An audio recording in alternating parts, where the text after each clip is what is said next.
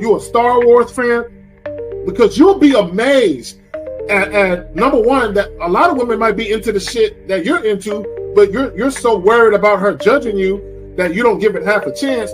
But also some of the things that you're not into, you'll be amazed at how women would want to get into it because they want to get closer to you. A lot of times they say shit like, "Oh, I'm free on weekends," or I'm usually free on Thursdays," or whatever the hell. So if it makes sense, then I schedule a date.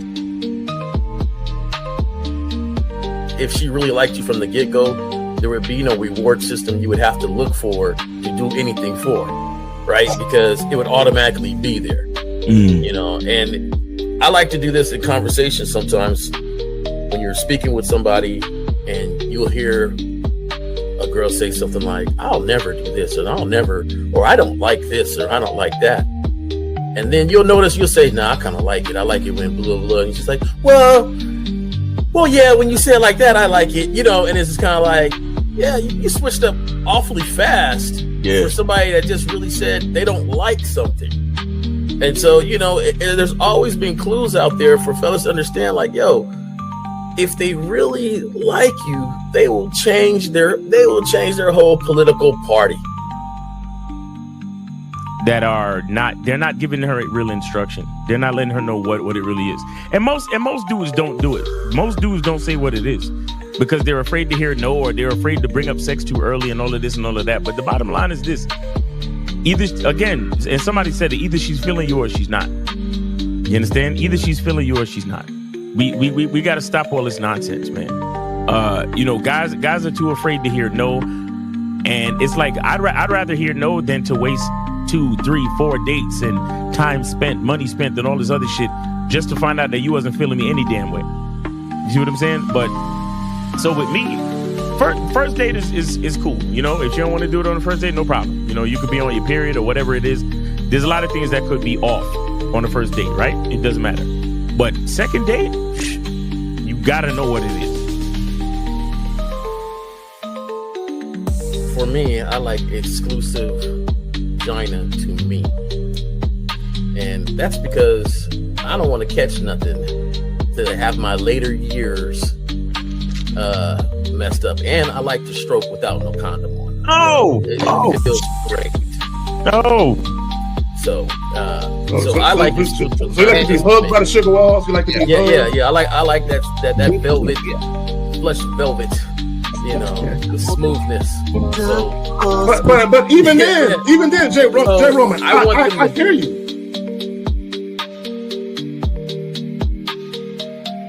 He don't get up for nothing. You understand what I'm saying? So, and the reason is because he has to conserve his energy to do 3 full workouts a day up until his competition date. You understand? So when he's in season, he literally just works out as hard as he can. Then he sits on the couch and his wife brings him everything. The only thing she don't do is fucking piss for him, right? So what I'm saying is, it's one thing to have a wife that does it, because you said earlier, these were the words you used. You said a woman who says, "Oh, I rock with this dude, so I don't mind doing this." But see, it's a difference between a woman who doesn't mind and a woman who cheerfully wants to do it.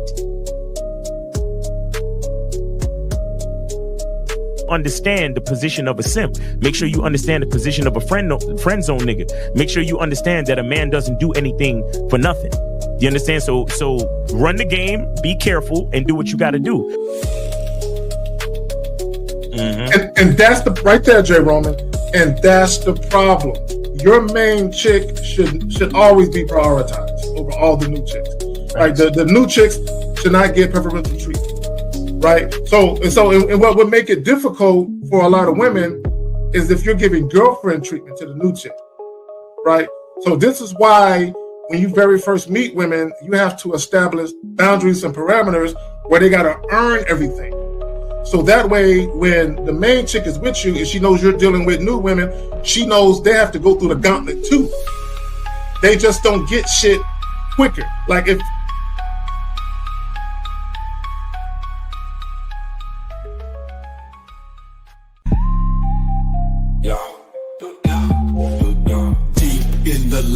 labyrinth, streets be the maze. Hosts on the mic, carry case set in the blaze. Sagging, Miles Cunham with the game so tight.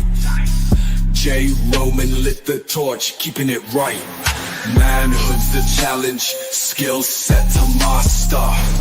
In a world moving fast, gotta move faster. Trap beat, pounding 808, shake the floor. Guided by the host, wisdom like law. Carry K drops jewels, the crowd enthralled. Words cut deep, no need for brawls. Miles Cunningham, tactics sharp like a dagger. Navigates the game, makes the haters stagger. Journey to manhood, no easy feat. Lessons from the masters, words concrete. J. Roman with the keys, opens the door. Manhood's the path, gotta crave for more. Manhood's the challenge, skill set to master. In a world moving fast, gotta move faster. Trap beat, pounding 808, shake the floor. Guided by the host, wisdom like law.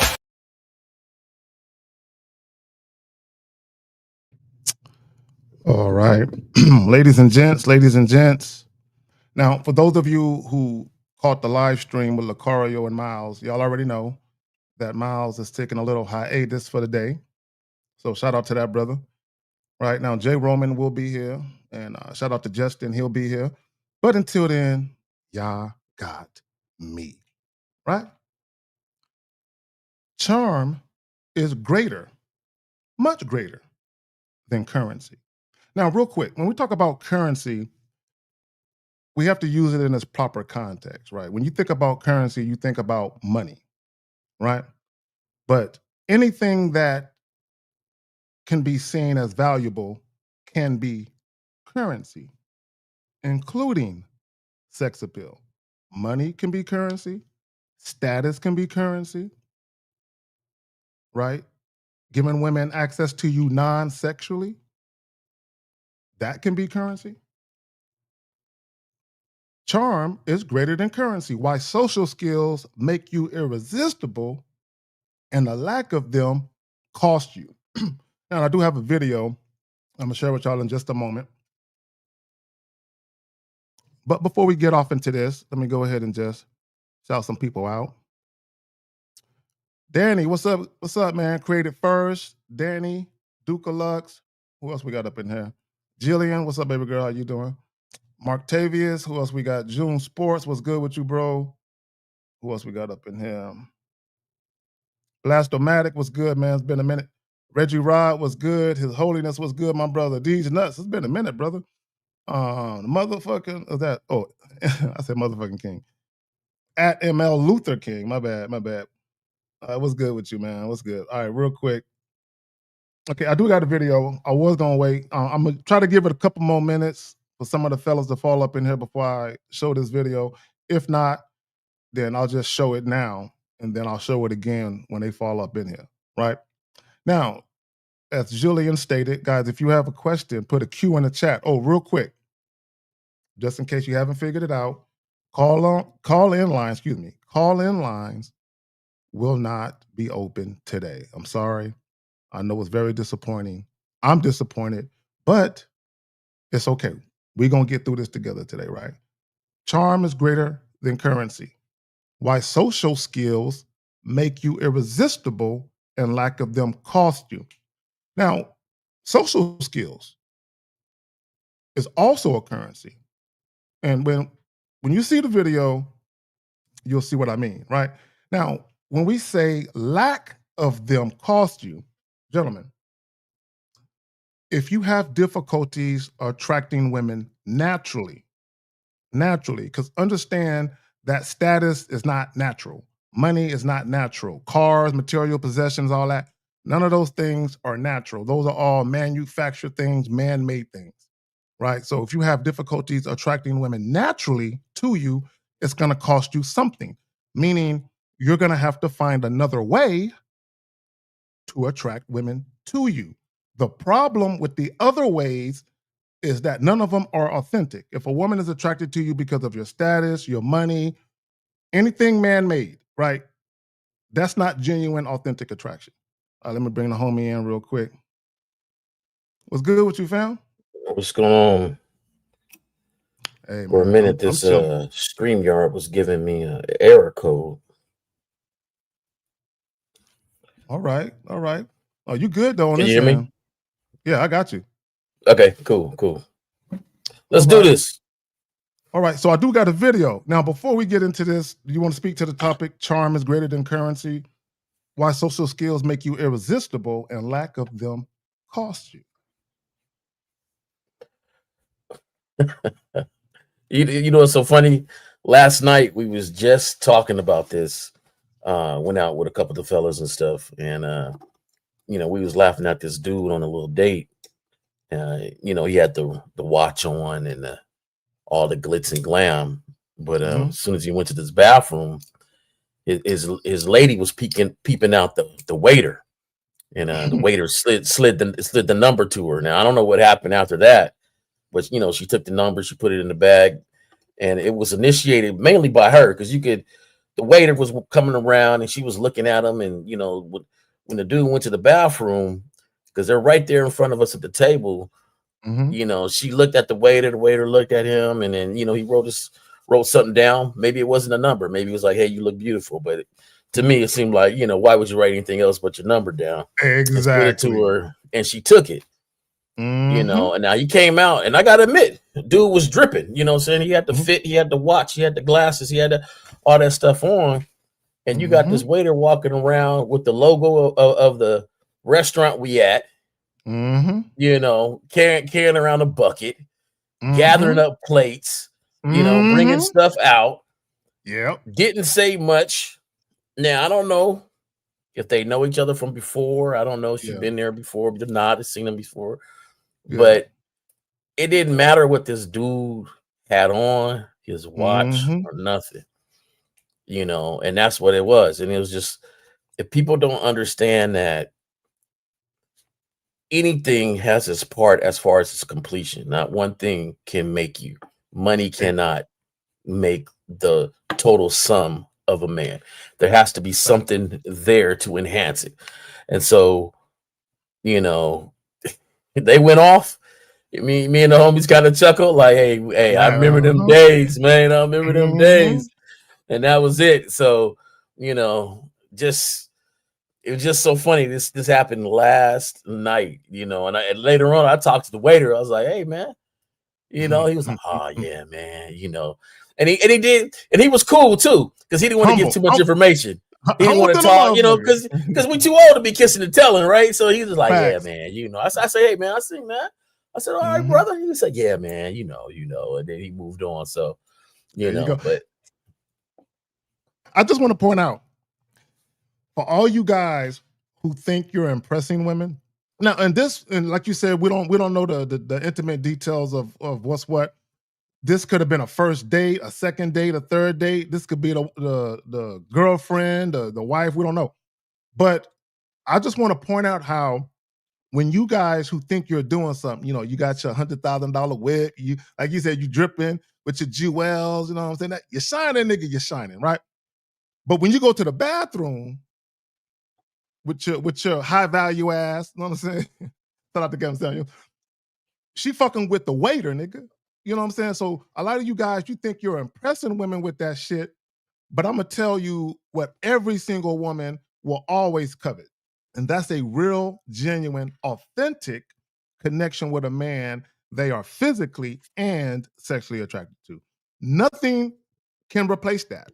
Now, women who are bitter, women who are bitter, they will try to use money as a way to cope for not getting the things that they want. Fuck these niggas, you got to pay me. And a lot of women, they go that route because they're bitter. But if women were honest, they want that physically, sexually appealing man that make them feel some kind of way. You know what I'm saying? Like the waiter. And here's the thing, and I said this about sexual attraction. Sexual attraction is not logical, because most guys will think, man, she got this guy who seems, because we don't know the guy's true finances, but he seems like he might be doing something. Why would she fuck with the lowly waiter working a 9 to 5, living off of tips? Like, why would she fuck with him? I don't know, because she's sexually attracted to him. I mean, that could be it. And like you said, they didn't say much. This is what guys got to understand. Even with sexual tension, a man and a woman can be in the vicinity and not really speak, and she know he want me, and she know that he know I want him. It's like an unspoken thing between the two. Like you said, he just hit her with the whatever he put on the paper. He ain't have to sit there and talk to her. You know, girl, I think you come back to my house. He ain't have to do all of that. He just saw her. What's your sign? Exactly. They recognize the mutual interest as far as the attraction, and boom. That's all it was. It wasn't hard, right? So he says, Joe with the $5, respect. Appreciate you, fam. We got a question. We're going to get to the question in a minute. We're going to hop to this. No, we'll do the question first. And then let's work the questions throughout, since we don't got the call line. Yeah, let me grab this question right there. And I think I gave him too much credit as being the waitress, because the waiter. Yeah. Because he was carrying the bucket, the bowl. You know, where they collect the dishes. He was. I think he was a bus boy. What they call him, the bus boy. Yeah. And they ain't getting no tips, so he really working for like $8-9 an hour, bro. $10, $12, whatever the fuck it is. I don't know what it is. You know what I'm saying? I don't know what it is, but I'm just saying, if he the bus boy, if he carrying the dirty dishes off the dog. Imagine. Let me just say this for all you high value niggas. Imagine. You go to the bathroom and the busboy, the nigga collecting the dirty dishes that you spent $200 on the meal. He can't even afford to eat at the place you took that bitch to, right? And he scooping. Yo, oh my God, I love the game, bro. Hey, right, when I used to bounce at clubs, yeah, you see the cats and me and a group of bouncers, but the bouncers get a lot of love. And the ladies would come in there with their dudes looking fresh and fly, and they cashing out, at the bar and buying drinks and stuff. And then, you get a number slid to you or something, and you get a little text later on, like, it's that 1:30 or 2:00, hey, are you still there or whatever. And we used to crack up like, man, I ain't spend no money, didn't talk much. Yeah. I used to make the excuse like, hey, I gotta, I'm kind of working, but hit me up afterwards and shit like that. And so it just never was about money. Like, it never was about the flash. There you go. And that's right there. What you said, no money and didn't have to talk much. I let my presence do most of the talking for me. And I said what needed to be said in a moment to get the job done. No less and no more than that. It's that simple. Keep it simple. So the homie says, what's the best way to holler at women with language barrier? Example, Spanish women. Bro, y'all know they got all these apps on these phones, Google Translate. Guys, there's no excuse. With technology, there are plenty of women, even if a woman speaks broken English, she understands. Guys, sexual attraction is spoken in all languages. Everyone speaks sexual attraction. Okay? You don't have to necessarily speak the same language for a woman and a man to know, I want you. I don't know how to say it in your language, but I want you. Like, come on now. Like, you can make it happen. It ain't hard. It might be a little challenging, but it ain't hard. You want to speak to that, Phil? I think sometimes we, human beings, not me and you, but just human beings, men, we like to add these extra, barriers and hurdles we need to jump over. There is already a language barrier to begin with if she speaks the same language you speak. So this is nothing any different. Like, you how are you doing? That's the most simple phrase. Hey, how do you say this? How do you say that? If she's into the attention or into spending that little moment with you, you can break out your phone and they got all those apps, like you were saying, to converse with somebody. The biggest thing that I ever done was smile. You smile at. Wait a minute, Jay. Wait You a minute, know, Jillian. I got. She says sexual attraction has no dialect. A moan is the same in every language. I love it. You gotta love it. Go ahead. My bad, that's fam. true, but not true. Because I find one language, they go, I, and another one kind of has a longer moan to it. You know what I'm talking about? Well. Women What? who are Japanese, like they sound a little different when they. Hey, like It it's sounds. just it's more consistent. You know what I'm already talking about. The different, like, but for the most part, yeah. Oh, Yeah. yeah. The Japanese women sound like they whining and shit. It's like, girl, why you crying like that? But go ahead. So, Oh shit. Oh my but god. yeah. Just hey, man, just don't put an extra hurdle in your head. If she speaks a different language and you want to talk to her, go up to her with that app or whatever, smile, say hello, and then boom, there's the translation. Start talking. If she ain't got time for it, then that's that. So I mean, sometimes I don't think we need to create extra hurdles in our head. Like, Yo, real quick, my bad. Real quick to what he said. He said sometimes no words need to be exchanged when the language is the barrier. The body does it all. Yo, on some real shit, there has been times where a woman and I looked at each other from across the room, and I walked over there. I said, "What's up?" Like, kind of, "What's up?" And I grabbed her hand and walked her away from whatever crowd she was in. Just literally stuck out my hand. She grabbed it, and we walked off. And then I introduced myself to her away from people, just like that, bro. Sexual attention, in many cases, is palpable. You can cut it with a knife. It's so thick, you can feel it. You can fucking feel it in a lot of cases if you understand. But here's the thing, and this is just my belief. If you have insecurities or any hangups about sex, you're not going to be as in tune with your sexuality as somebody who's 100% comfortable. There is no way. There is no way you can be as in tune with the depths of your sexuality as somebody else who's completely comfortable and has no shame with sex. There is just no way, right? So if I'm dealing with a woman, Jay Roman, if I'm dealing with a woman, she can sense that. There's an energy where people who are very comfortable with sex display when they are around other people. Man, it's not only psychological, this shit is metaphysical. Like, I don't think people truly understand, bro. Like, you can feel it. And women, y'all know what I'm talking about. You can fucking feel it. You just feel it. That's why I say sexual attraction is an unchosen feeling. You don't necessarily choose it. Sometimes it's just like, whoa, damn, okay. But go ahead, man. You want to speak to that? We'll hop to the fucking video and shit. no,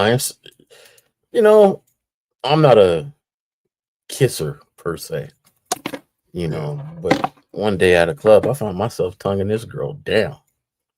And it was one of those moments you go over there to talk and you don't say no words, just the way, the piercing look they be having. And you be like, oh. And, we in the car and we about to go back to the club. And I was like, oh, by the way, I'm Jay Roman. And she's like, oh, okay. Hey, my name is such and such. And then we kind of chuckled because we really didn't have a conversation. It was just, I sound corny, that attraction, that just, it was just that magnetic attraction or whatever. And, some of that stuff, I'd be like, that's kind of corny to say. But, it was one of those things like, damn, like. How many times do you think, just guesstimate, where you and a woman, y'all got to getting physical and never exchange names? Bro, there's times where we never even, because the sexual attraction was so strong, we just no names. And I'm like, oh my girl, what's your name? My bad. You know what I'm saying? Go ahead, man. I'll be honest, man. Yeah. I'll be honest. That might have happened about 3-4 times for me. Yeah. But I wouldn't say a whole bunch, but no, not a whole bunch. What I'm saying is it happens. That's my point. It doesn't happen a lot, but it happens. But let's go real quick. Martavius with the $9.99. Respect to the game. I appreciate the wisdom and knowledge y'all give. Life changing for sure. I appreciate that. Duke Lux, I'm coming back to you, fam. With the $10 Norwegian Chrome, yes, I'm definitely gonna get some espressos with that. I appreciate y'all. So let's go ahead and get to this video, man. Fuck it. Ain't no time like right now. Let me grab this joint. Again, guys, what are we talking about? Charm is greater than currency. Why social skills make you irresistible and the lack of game costs you. Now, when you listen to this video, you will get exactly why I came up with the title that I came up with. So let's get it. So you're a deadbeat. No, really, not really, but no, yes, really you are. You're a deadbeat. You want a beautiful woman for free. How come other guys get it free, Kevin? We're not worried about other guys. We're talking about you, Nicholas. You came in here talking about whether gynocracy is an error, and you're a deadbeat. You just don't want to pay for it. You want it for free, i.e. you're a deadbeat. And your only standard is like, well, other guys can get it for free. Yeah, but they may be paying with a currency you don't have. It's called like social skills. Oh. They're paying for it. They're just not paying for it with the money. See, the problem is you. And I don't like cheap men who try to blame their problems on other things. You can be cheap, but you can't say you want beautiful women for free. You can say that, but you don't get them. You're gonna pay sooner or later. that's what the females tell me all the while, Kevin. See, the problem is you lied. You said the gynocracy, and that's an outright lie. You're being disingenuous, sir. You want beautiful women, and you don't want to pay for beauty. And you can't get it off your personality. Why can't you just own the fact that you want something that you're not willing to pay for, and you don't have the social skills or whatever to get it? And if this is your personality, sir, I can tell you, most women that you would be interested in don't want to deal with this.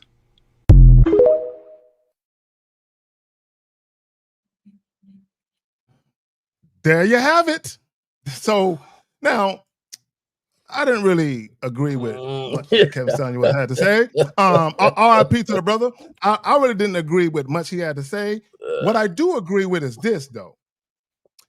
If you don't have the social skills, Yes. the personality, if you don't have game, if you want to deal with women, you're gonna be paying.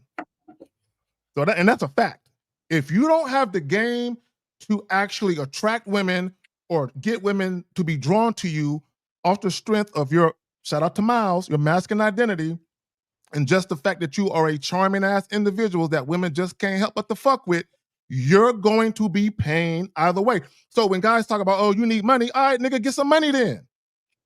Get some money then. Oh, you got to be good looking. All right, nigga, then be good looking then. So whatever you complaining that you don't have, go be that thing then. But go ahead, fam, I'm pass it to you.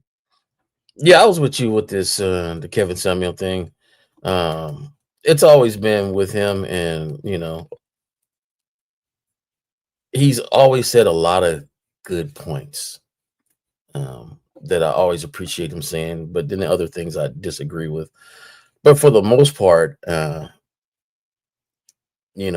glad he mentioned personality and put that in there. Now, to me, personality is only a cost if it's fake, but if it's really you, it ain't cost no thing, man.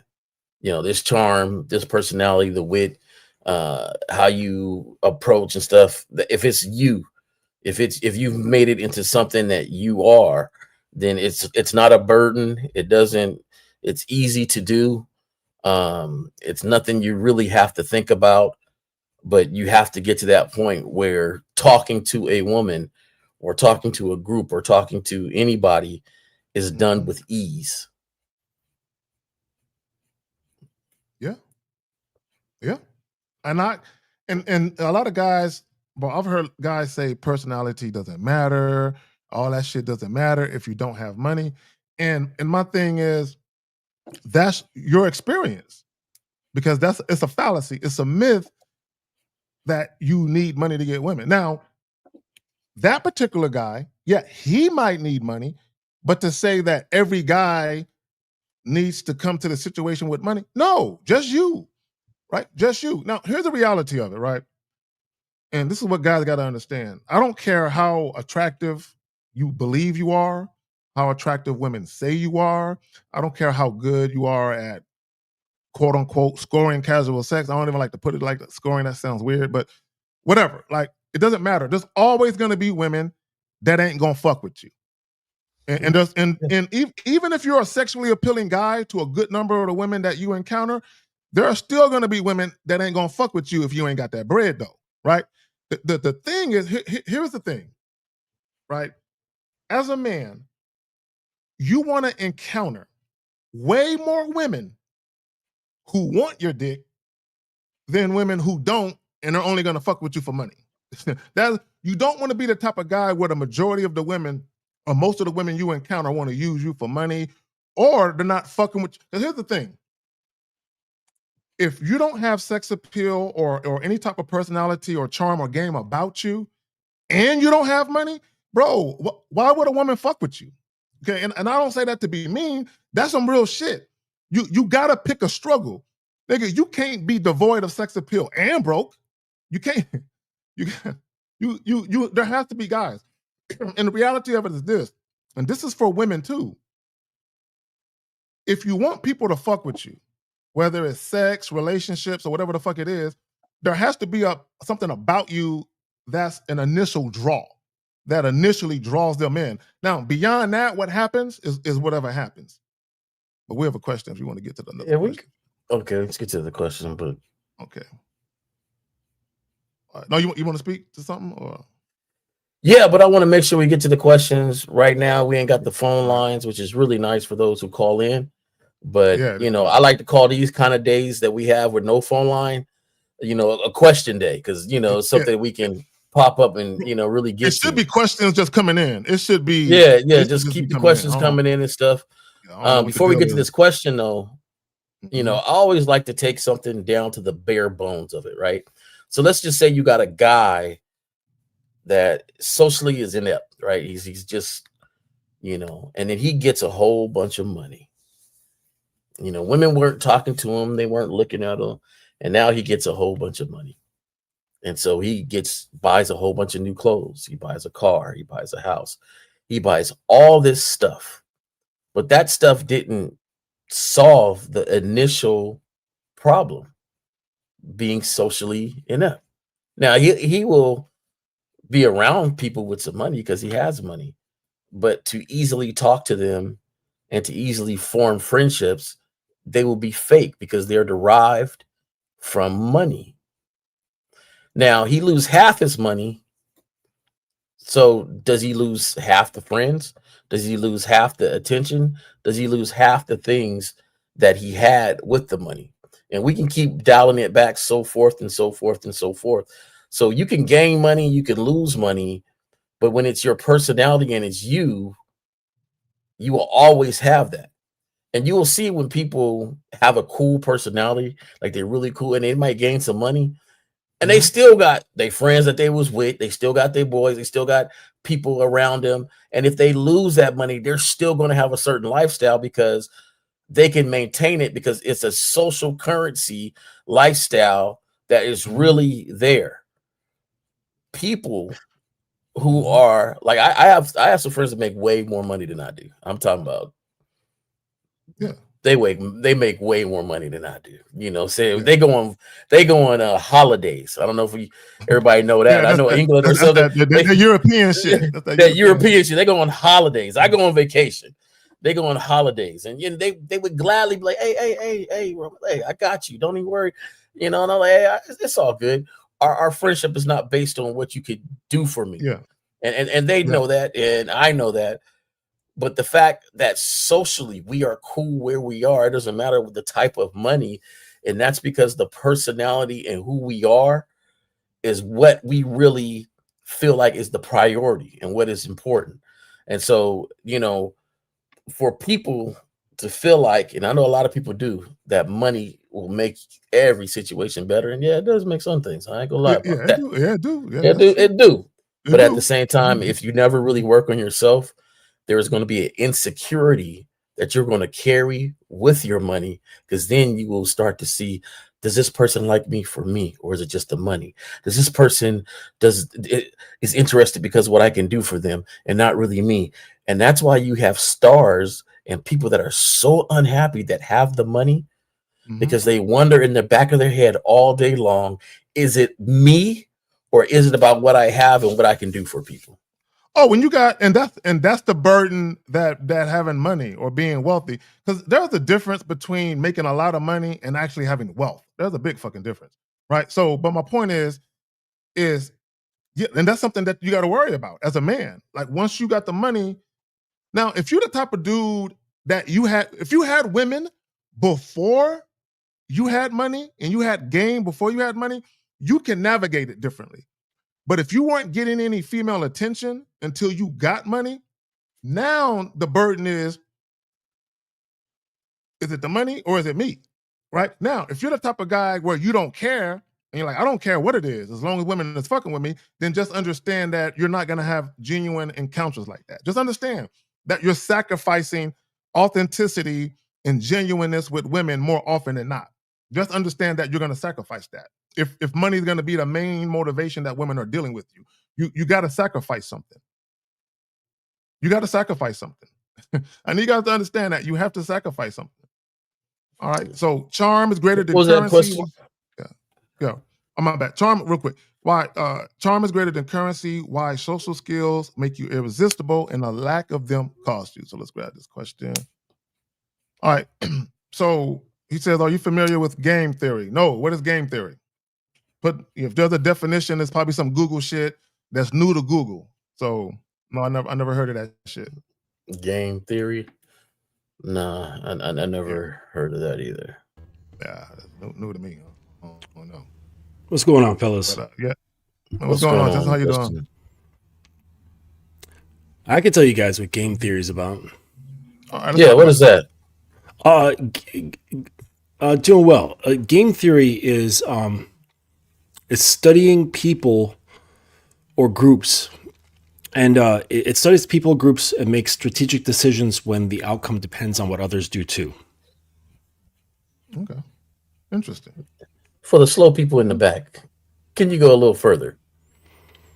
Well, it's used in a lot of different contexts, but at its core, players are the decision makers, like individuals, companies, nations, etc. The strategies are the options each player can choose, and the payoffs are the results or rewards that follow from everyone's combined choices. So it's used to model everything from poker to nuclear deterrence, auctions, dating dynamics. So two classic examples every aspect of life. Yeah. I mean, so it can be looked at. Yeah, it's just a way of looking at things. It's just a lens that you can put on. Yeah. See that? Yeah, that because even when you think about that, when you think about the 48 laws of power, you can see how that can be intertwined in how people make decisions to gain leverage and the advantage. Like you said, nuclear deterrence, the advantage in an arms race, dating, leverage. Is it basically a new term for something that's been going on for a while? It's not a new term. Like game theory has been around for quite a while. Okay, it's just not out in like common parlance out in the world, Yeah. But it doesn't. But to your point, it doesn't change things, and it won't give you a leg up on your social, sitting by the sidelines and analyzing what's happening on the field doesn't make you a better player. So just get out there and do something, I couldn't look, and let me say this. I'm glad you said that, and I'm about to jump to the question, but let me just say this real quick. There's another question. Let me just say this. I'm glad you said that because at some point, guys, how many books are you going to read? How many videos are you going to watch? How many words of affirmation are you going to repeat in the mirror? When we talk about social skills, you can only gain social skills by being social. Nobody can teach you social skills like that. People can give you some general guidelines and basics, but the real learning comes from in the field, on the ground, like doing the work, so you can see what we see. Yeah, we can tell you what we see, but the only people that can really understand what we're talking about, as far as feel it, are the women that listen and the men who actually are out there getting it. right? But let's go ahead and jump to this question real quick. Where'd that motherfucker go? All right, there we go. So he says, if she refuses to take your number and give her number instead, is she uncooperative? Real quick, Mr. Sharp, I would be interested to know how long have you been watching us? Me specifically, I don't know if you watch my videos or not. Guys, if you ask a woman to do something and she resists, what do you think it is? It's very simple. If I say, hey, come here, and someone says, no, you meet me halfway, what are they doing? They're being uncooperative, period. Guys, cooperation isn't 20%, 50%. Cooperation is all or nothing. Y'all want to speak to that? I think we've covered this a lot of times. Yeah, that's what I'm saying. It's basic. It's basic. In that moment, the attraction level or whatever I have is gone. Because if we're this combative in the very beginning of me saying, here, we'll take my number, and you want to give me yours instead, I'm good. I don't. It's done. It's whatever, you know. Mm-hmm. And you guys will learn. You guys will learn, and that's why I think, sometimes Justin made a great point on how you put it. Stop, sitting on the sideline and just observing. These are one of those things that I feel like you have this happen to you enough where you say, here, take my number. No. Here, take my number. See how it turns out. You will see that it don't turn out very well. And once that happens enough times, then you have to learn, like, hey, I'm going to just cut it off at the pass. I'm not going to follow this game of trying to win the cup. I'm not following her game. I'm going to cut this off at the pass. Mm-hmm. That's uncooperative. And you have to experience a couple times to realize it's not going to turn out well. You think you're doing good because you got her number. Like, I told her to take mine. She said, no, I got her number though, dog. I got her number. But it really didn't go well from the very beginning. You just didn't recognize it because she was uncooperative, and it's not going to fit your program if you're asking her to do something, period. So, yes, she's uncooperative. And I would say, like, don't read into anything. I wouldn't read into anything that women say or do just in general, but especially upon first meeting somebody. You have no idea where they're coming from, what they're holding, what's going on. She could say no because, like, her dog got hit that morning. You know what I'm saying? Like, she could have got just fired. She could have just, like, and it doesn't have to be something bad. You know what I'm saying? Like, maybe some dude, like, she just linked with some dude. You know what I mean? Mm-hmm. Like an hour before you approached her. So, or she might be carrying some kind of trauma or something like that. And she's like, kind of like scared to really involve herself. So she puts up that little barrier of saying like, no, actually here, take mine. Because she feels safer doing that. So you have no idea where the person's coming from. So my advice is don't read into that shit and go, oh, she's not attracted to me, like off the bat. That could be the case, but you don't know for a fact. Just look at the things objectively for what they are, and don't make a judgment and say, so the objective truth is she did not take your number. That's the objective truth. What that means is irrelevant, or why she didn't take your number is irrelevant. Just accept the fact that she didn't take your number and move on. Yeah. Now, this is what I would say. Now, Mr. Justin, 100%, I can't refute that. Now, this is what I'll go a little bit deeper with it just for understanding, Mr. Sharp, and for any other guy listening. Just so you understand, because a lot of you guys, y'all hear us say shit, and you might be like, oh, that sounds cool to say that, and you don't understand the origin from where it comes from. So I'll just use myself as an example. If I offer my number to a woman and she refuses to take it and she says, here, take my number instead, for me, it's simply about this. I'm not going to allow her to control the way that we communicate. There is a particular way I prefer to communicate so things can happen at the pace and the flow that I prefer, right? There's a way that I prefer for things to unfold, right? Because that works for me. So her doing that is it goes against that. Simply that. It's not no personal shit. I'm not mad at the chick. I'm not frustrated or anything like that. My thing is, hey, you know what? Have a great night. Period. I just move on. It's not about her being uncooperative or her being hard-headed. Simply, if that's your preferred way of dealing with women and women aren't moving in that way, don't fuck with them. Mm-hmm. It's that simple. Yeah, I hear you guys. And I love the differences in everybody, and that's the thing that really I love. But I don't care if you just got finished talking to somebody or hollering at somebody. If I ask you to do something, I want you to look at me individually, and if you can't do that from the jump, then I'm good. So, but that's my program. That's how I feel about it. That's how what works for me. And I think you made an excellent point right there, Zach. Like everybody's not going to do everything the same, but at the same time, you have to stand for whatever you stand for and allow things to happen the way you want them to happen. And for me, that's not. Nah, I'm good. Because one, if it is a bad time for you, then hey, it's a bad time for you. I'm over here and delightful and skipping and stuff. So if you can't skip with me right now, then I'm good. So this is what I will say, and Mr. Justin, I'll get to what Unique said so you can respond to it. But let me speak to what Jillian said. Jilliana, I got to say Jilliana, Miss Strawberry over here. So she says most women are more comfortable taking a number than giving hers. So if she's refusing your number, then she probably has no real interest. And I will agree with that. I'll also say this, and this is where a lot of you guys go wrong. And I've been talking about this for years. For you to walk up to a woman that you don't know and say, here, take my number, what incentive does that woman have to take your number and call you?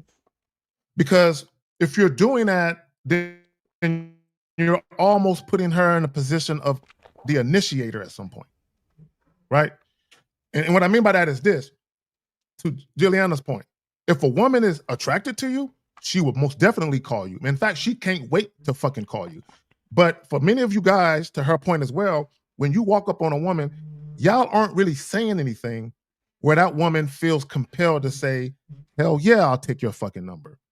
Because a woman who's highly attracted to you, however you want to communicate, Morse code, smoke signal, fucking a dove, however you want to communicate, or carrier pigeon rather, however you want to communicate, they're down to do it.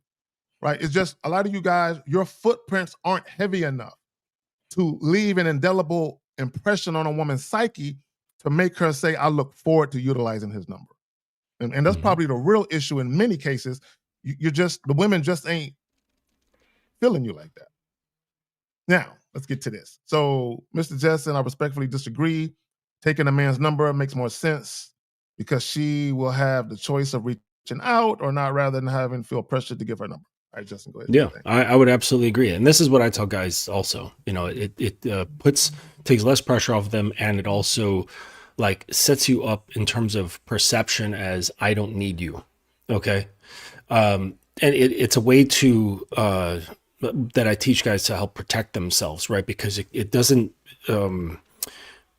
present pathways of neediness. So if a guy already has some neediness in them, I'll say look, don't ask for a number because that enables more of your neediness. You need to just give them your number and wait and be calm about it.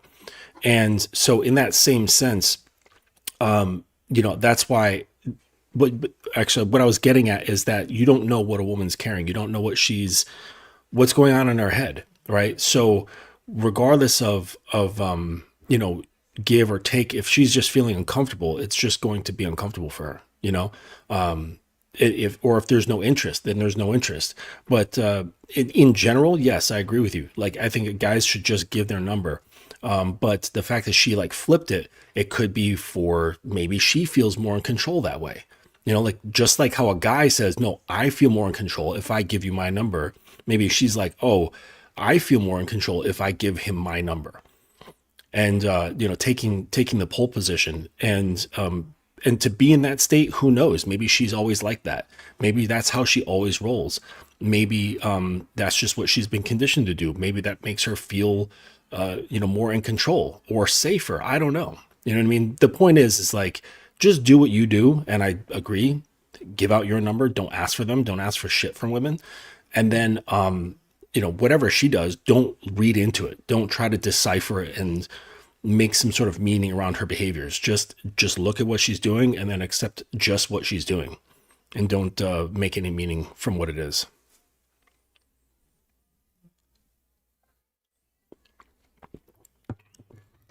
Because that's what like gets guys like they get trapped in their own brain, trying to figure out what's going on with women. And imagine, Jay, imagine what would happen, how much the manosphere, so-called manosphere, would shrink if guys cared less about deciphering women. There would be so few channels. Yeah. And I think that's part of the freedom, right? Because when you really have game, and you really know what game is about, there's a peaceful freedom that comes over you where you just don't care about a lot of things. Mm-hmm. Not saying that what you do care about is not important and, will help you, but just you stop caring about certain things. Like, I don't need your number. Like, I don't need it. Here's my number. That's one less number I got to lock in. One less sentence I got to say where I met you at, because I got to write in where I met you at and, things you was wearing or whatever, because to help me remember on who you are. And then finally, if you happen to call, hey, and a lot of times I'm like, where did I meet you at? Kind of go over. Oh, so you just hand your number out to everybody? I usually get that a lot. Like, nah, that's not the case, but usually out of sight, out of mind, oh, so you handed me my number and you didn't think I was going to call? I just didn't think about it. It's like, it's one of those things. Like, hey, let's continue this conversation. Let's continue whatever we're going to continue. Here's my number so we can do that. If you call, you call. If you don't, you don't. I'm not going to think about this much after this. I'm on with my day.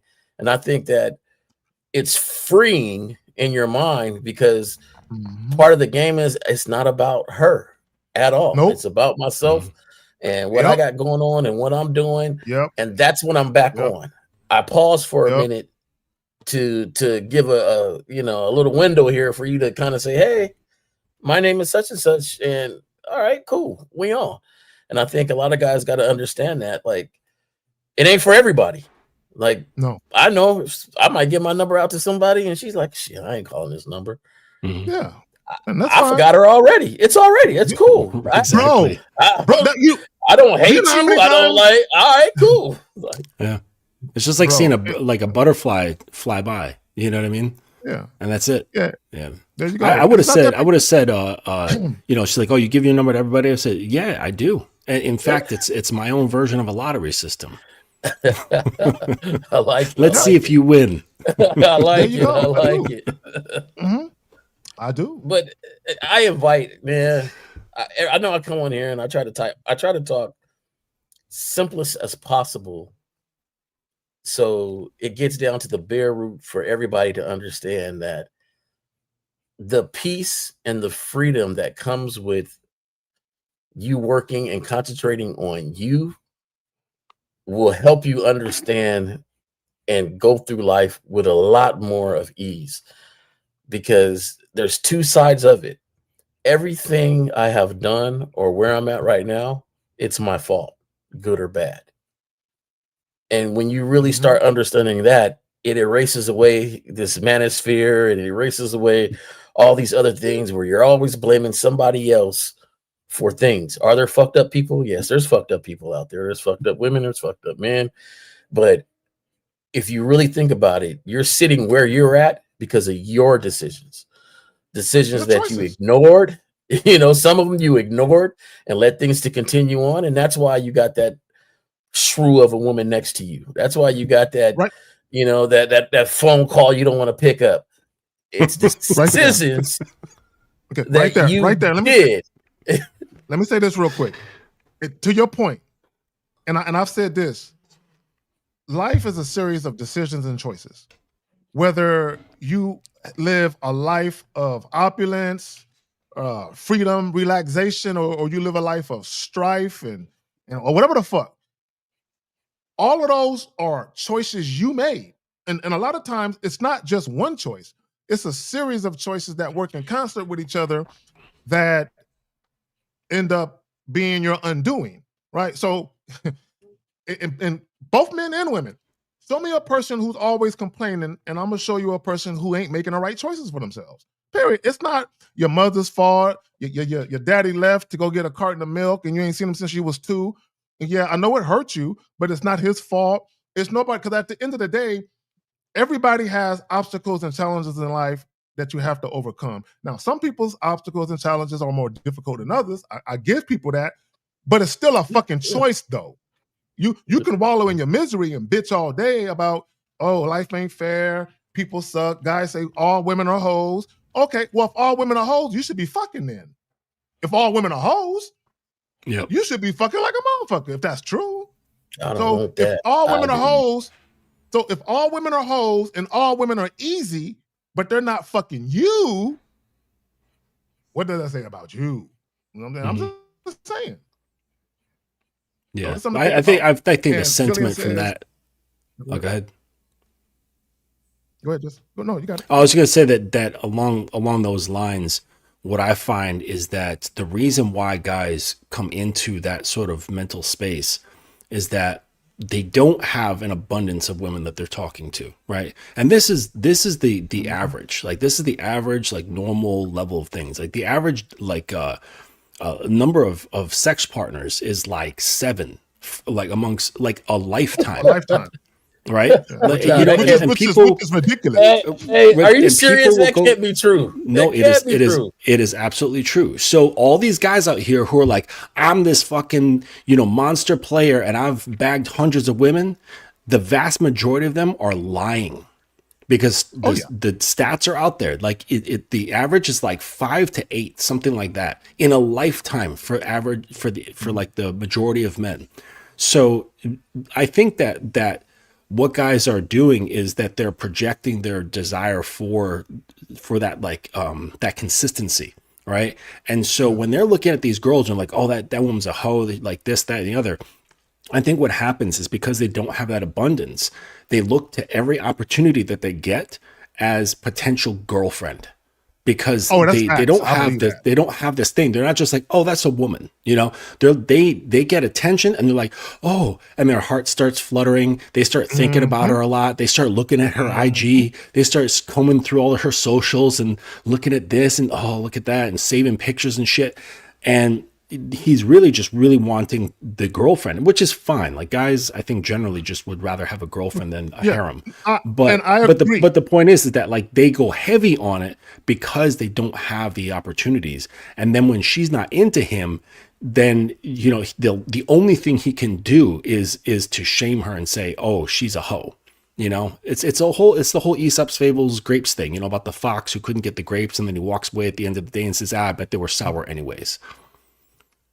Yeah, frustration. It's just frustration. It's frustration. Like, if I look at them as negative individuals, then the sting won't be so bad that they don't like me. You see what I'm saying? If I just look at them like they ain't shit, then it won't be so bad that I'm invisible to them. And it's a coping mechanism. Because when guys say all women are hoes, my thing is, if you're not having sex, how would you know what they are? Because what are you witnessing?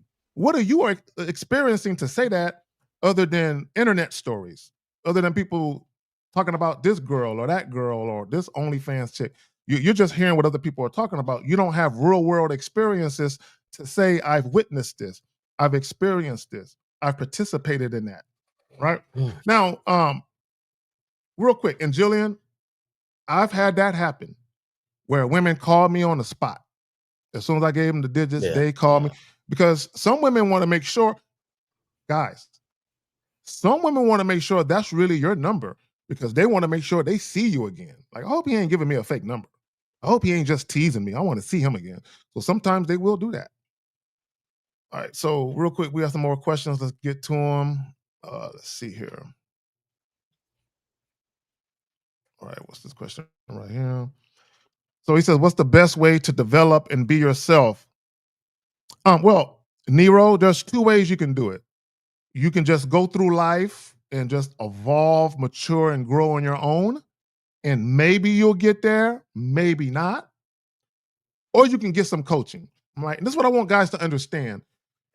Every guy who is gamed up, every guy who has a mouthpiece, every guy who has a charming personality, these are things that are developed over time. Nobody comes out the womb just on a shit. No, this shit is developed over years and years, right? A lot of you guys, you've never attempted to develop your social palette, if you will. You never attempted to. And you think watching videos and getting a little bit of advice on the internet is going to help you expand your social repertoire. No.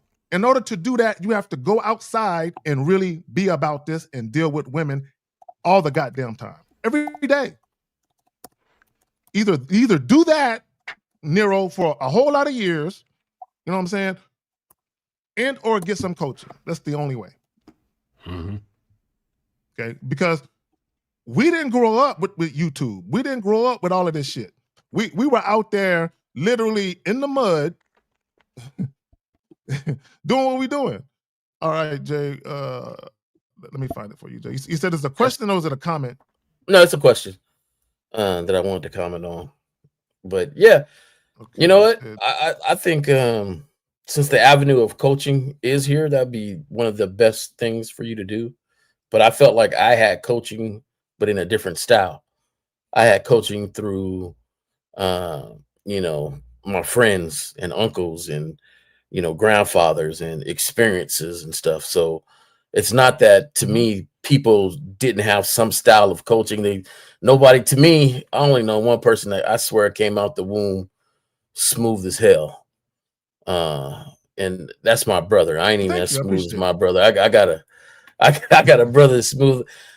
This when we were younger, this kid got out of a fierce whooping, and my pops was nothing to be messed with. And I swear my pop's mouth was foaming. He grabbed that belt, and my brother said, "Please forgive me, Father, for I know not what I do." And he paused and just started laughing, and told my little brother, "Man, get on with yourself." That silver tongue. That silver tongue, just bro. Get on. Right now, I was a little jealous because I just got worn out. I just got whooped crazy, and it was his turn. And here he is talking about, "Please forgive me, Father." In my head, I was like, "Why didn't I think of that? Why didn't I think of that?" Let me ask you a question. How old was he? How old was he?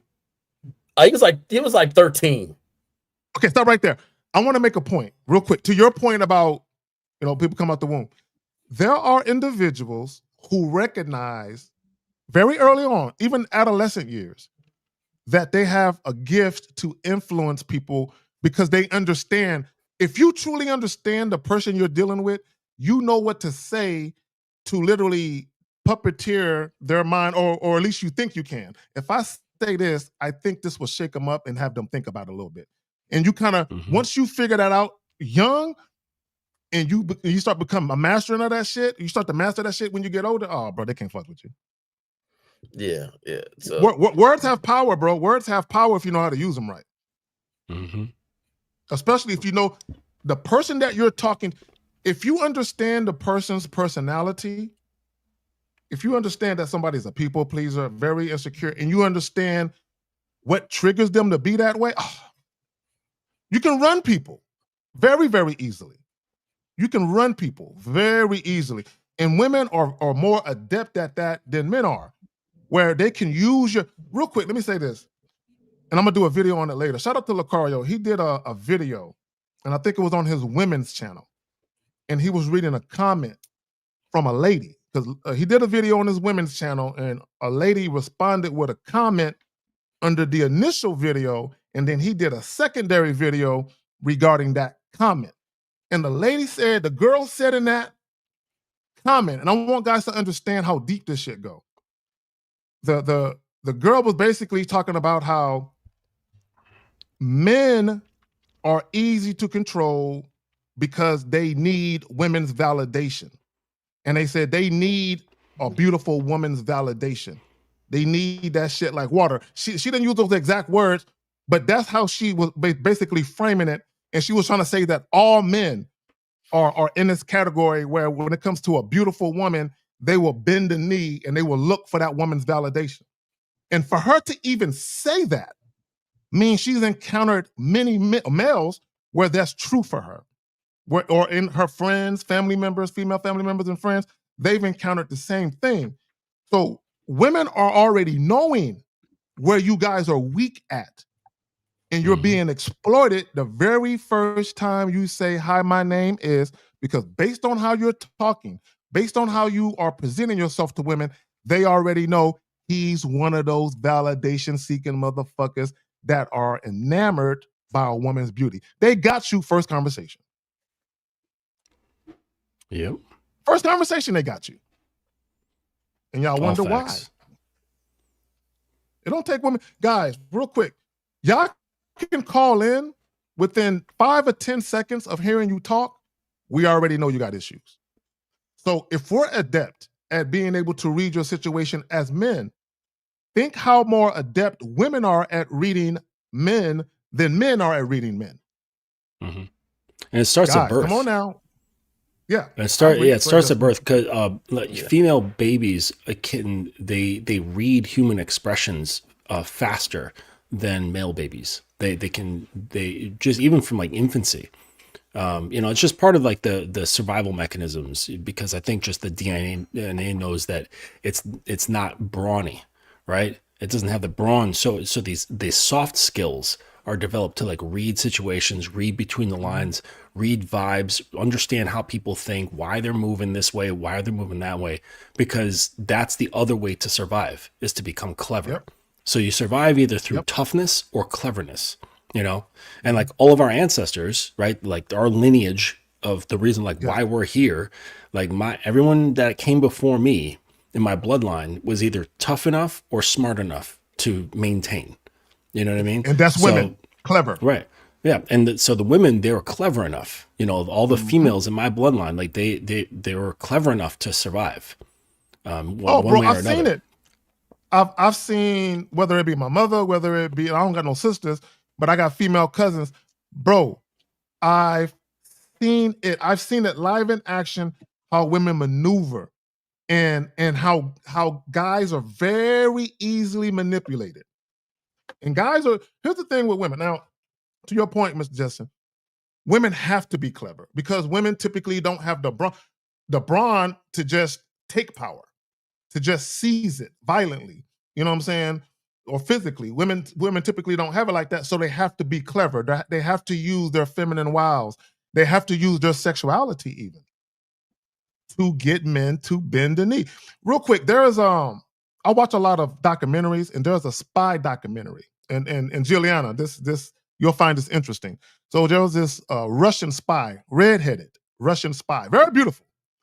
And she came into America and she infiltrated high society, corporate America, all with her beauty. And she was a spy of Russia, all with her beauty, right? All she needed was to show up looking how she did and use seduction, and guys were just giving away secrets to her. She eventually got caught, obviously. But my point is this. Women are very, very, very clever, more so than men are. Just if you take the average woman, the average man, the average woman will run circles around the average man all day.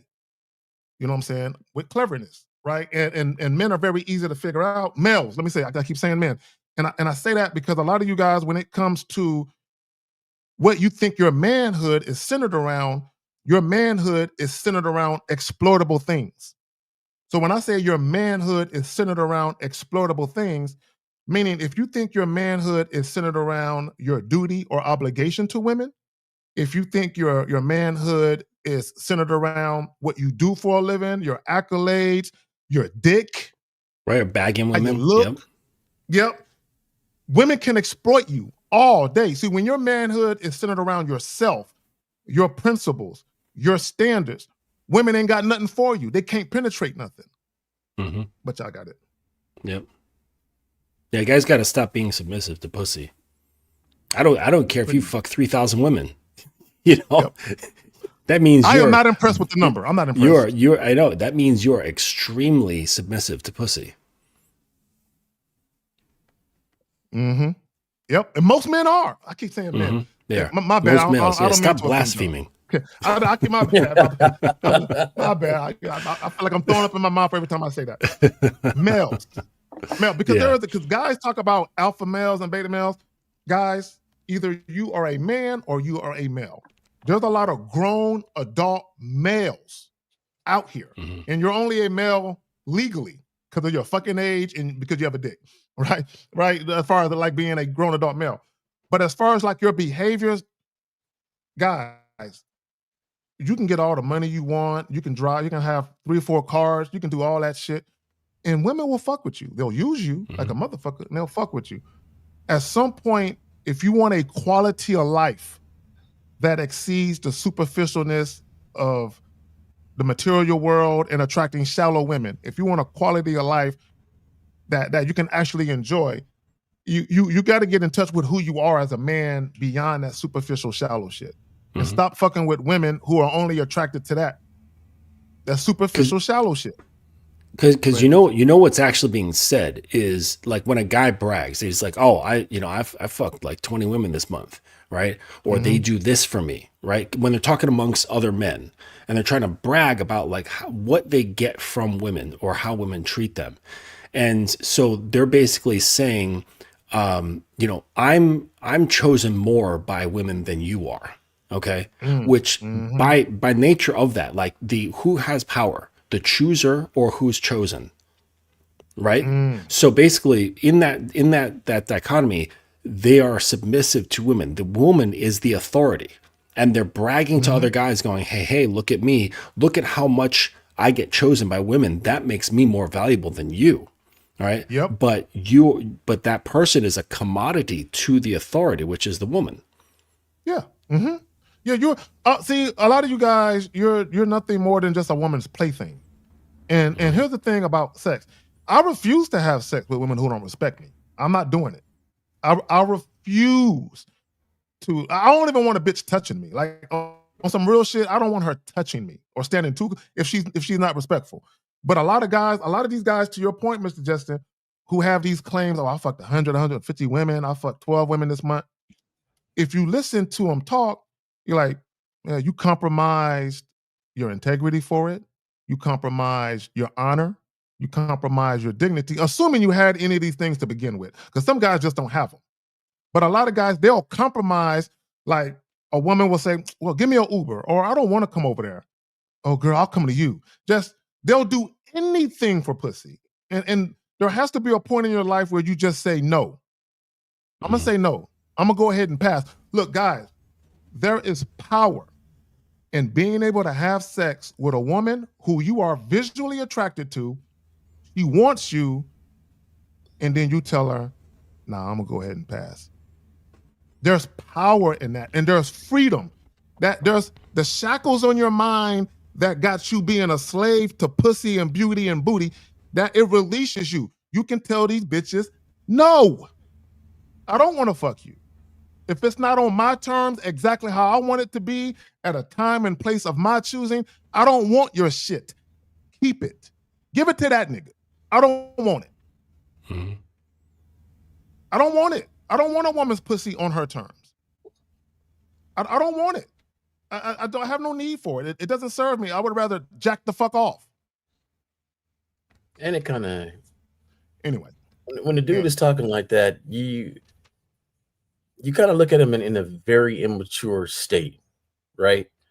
Like that's a young man's thing to do, to be always bragging about, this or that, because you start to really realize that the quality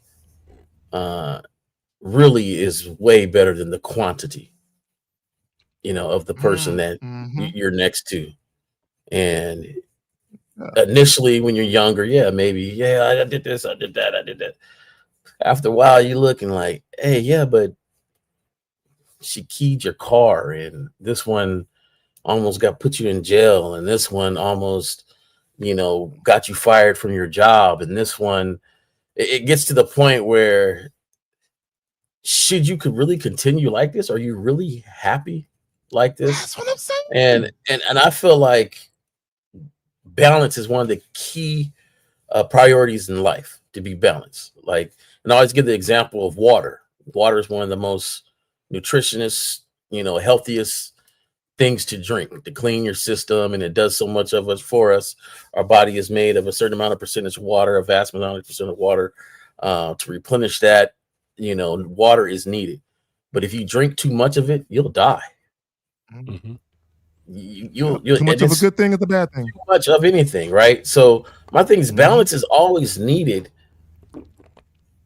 If you continue to have a life that's just unbalanced, it starts to control you. Anything you're addicted to actually controls you, but you don't see it. And for some people, the conquest of getting it, or that vagina is addicting to them, but they don't really see where they're hurting at because of that addiction. Mm-hmm. That they can't really enjoy doing things unless it's connected to that. Like, it's like when you have, you and your buddies, you go out somewhere, and you got that one. It's like, man, where's the women at, man? Where the women at? Like, dog, man, we watching the game. The food is great, man. Hey, takes this barbecue thing, and man. Hey, look at her over there. That one's cute over there. Look at that over there. Look at that over there. You're like, oh man, you see that jump shot? You see that? He just hit the. Where they at? Where they at? And it's like, yo, you can't even have a cool, relaxing moment unless you're underneath the hunt or underneath the power of this thing that you want. So let me say this. There's the show The Wire. There's a scene. I want to say it was the second season. Whatever season they tore the buildings down, the high rises. Pooh was having a conversation with Bodie, and they were walking, and Pooh was talking about all this pussy and all this other shit, and Bodie was like, "I like pussy too, but you make it your everything. All you do is talk about fucking. Like your life is wrapped around securing pussy." And here's the thing, right? When you feel, it's even with money, like if you always just trying to get money to the point where it becomes a detriment to you, where negativity comes into your life and toxicity comes into your life in your pursuit of it, it's harmful the way that you're doing it. There's nothing wrong with wanting to get to money for a better quality of life, but how you pursue it and all of that can get unhealthy. Okay, even with sex, it can get unhealthy, right? Because a lot of you guys, here's the thing, for all these guys that brag about all this sex that they get, what I noticed, there's a lot of toxicity and drama associated with the women that they're fucking. Bro, what are you doing? You should not. How do you? Let me just say this. It's one thing, and I don't even agree with this, but it's one thing to have toxicity in a full-blown, long-term relationship that has lasted for years. It's one thing to have drama in that type of dynamic, and I still don't agree with that. But guys are having toxicity and drama with women they've known for 2-3 weeks, a month. And it's a regular occurrence where they're having arguments and back and forth with women they've known for a short period of time. Bro, in my life, that shit don't happen to me like that. I've never had that happen like that. Like, how are you meeting women and already y'all are fighting?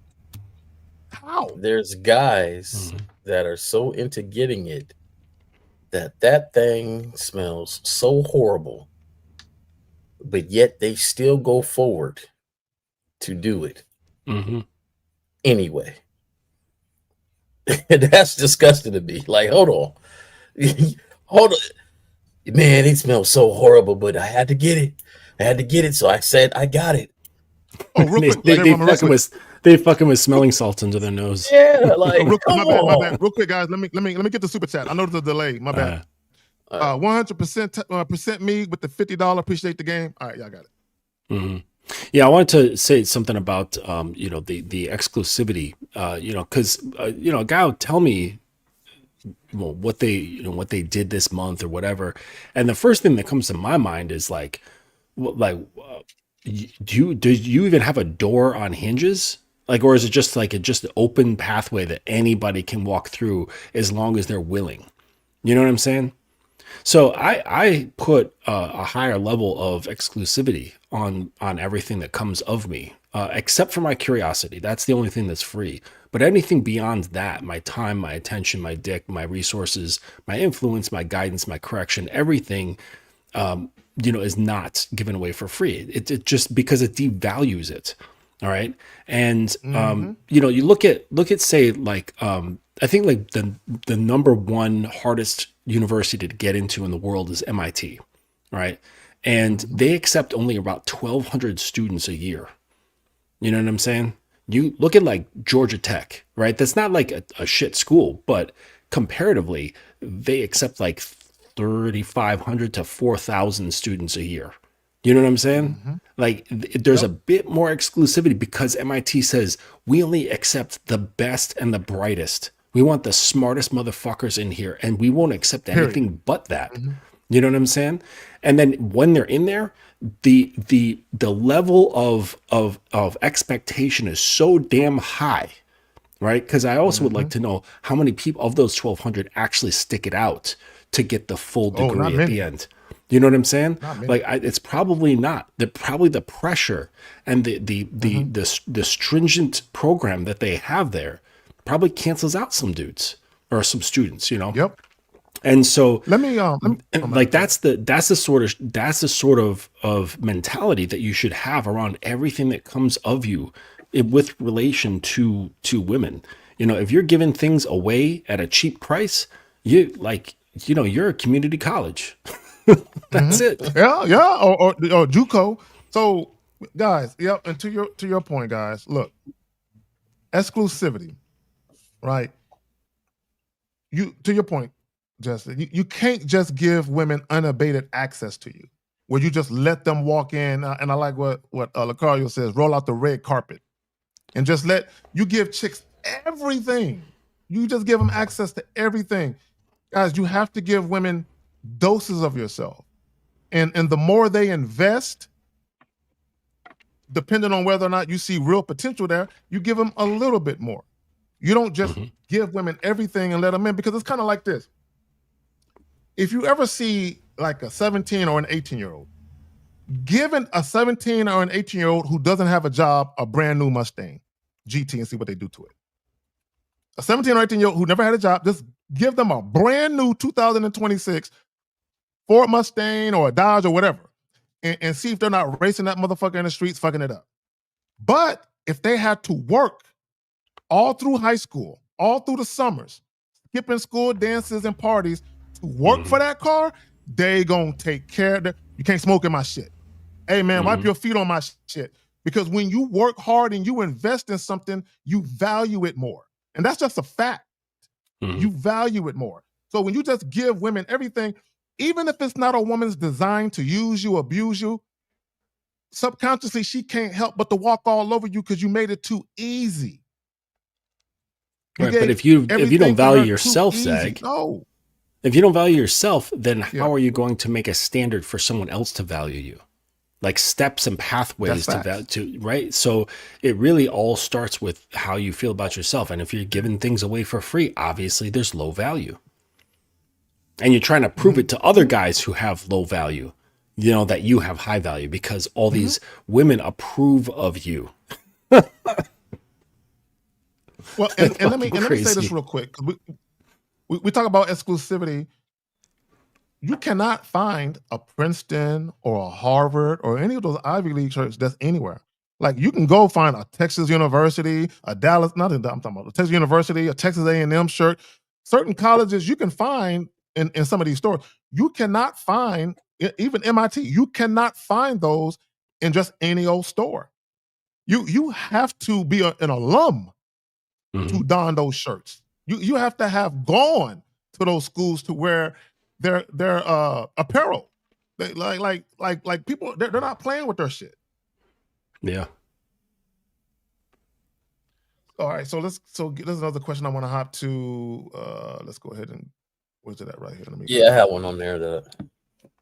You said it was 9:39. I can't remember what time.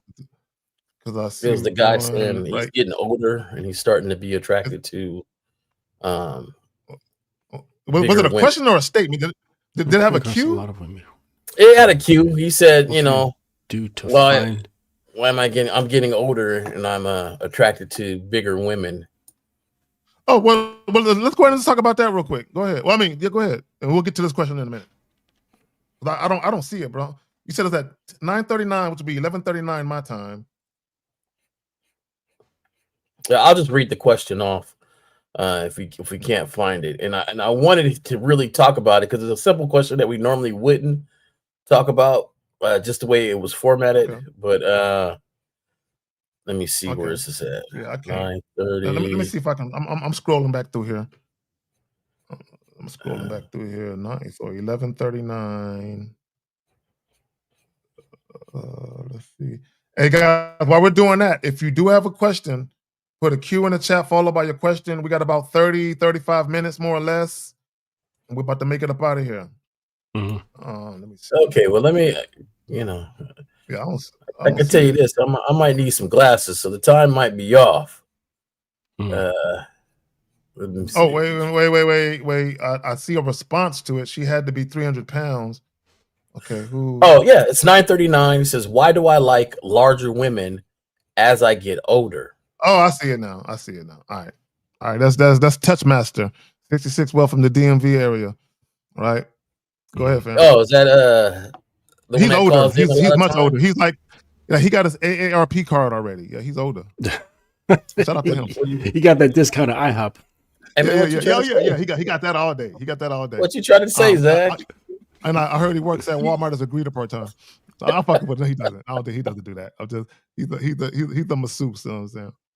So he does this. Okay, so this is Fitzwell or yeah. What's the masseuse thing, right? This is masseuse guy. Yeah, he's a masseuse. Yeah. Oh, okay. I thought this was a younger person asking this question because I was going to make. He's a little older. He's a little older. Okay. So maybe his reasoning for this question is a little bit different. So when he says 60, I believe he's in his 60s, bro. So okay. But to me, a lot of times, for me to call somebody Unc and shit. Shout out to you, Unc. But go ahead, man. Yeah, I don't know why he likes larger women as he getting older. He's 60, but you know, a lot of guys, they like what their friends like, and they've been kind of groomed to like a certain style of women because that's what everybody seems to say that's sexy, or everybody seems. But you always like that different style. You just weren't, individual enough to say, hey, this is what I like and stand by it. So, I was going to comment on that, but knowing that it's him and when his phone calls are funny, I'm quite sure he has a masseuse story behind it. That's what I'm saying. I'm sure he does. Yeah, I'm quite sure he has a story behind it, and we don't have the phone calls live for him to comment on it. You know what? Hey, Roman, I'm glad you said that. I'm glad. And Justin, you had something you wanted to say, and I'm going to pass it to you after I say this. Mm-hmm. This is what guys have to understand. Sometimes as you age, different experiences can take you down a different pathway of what you like now. So it could be, to your point, Jay Roman, is because he is a massage therapist. He does in-house massages, I'm sure, where he's probably dealing with larger women who probably don't get massaged down as much as a thinner woman. So through all of his touching of bigger women, he probably has developed a fondness of bigger women over the years. That could be it. I think that because he says, as I get older, right? So I think the older part has something to do with it. And I think that he thinks that as I get older, I'm not going to qualify for younger, hotter women. I think that's what this is. But that's too much of a shot to the ego. So it's like, this is what I think I can get. So, the people who are less, who have less influence on the market, and those will be more easy picking. So that's what I find myself attracted to. You know what I mean? But I think that's what's happening. That's a deeper aspect of looking at it. Mm-hmm. William Kahn with the $5. Appreciate you. Yeah, that's a dip. And real quick, and I'm glad Justin is here. And this is iron sharpens iron, and this is why different perspectives are needed. Because I'm talking about one thing, Justin came at it from a whole completely different angle, whereas a more deeper and a psychological aspect to it, right? So that's a very great point. It's more than a good point, great point. Okay, I mean, or he could just like big chicks. Combination.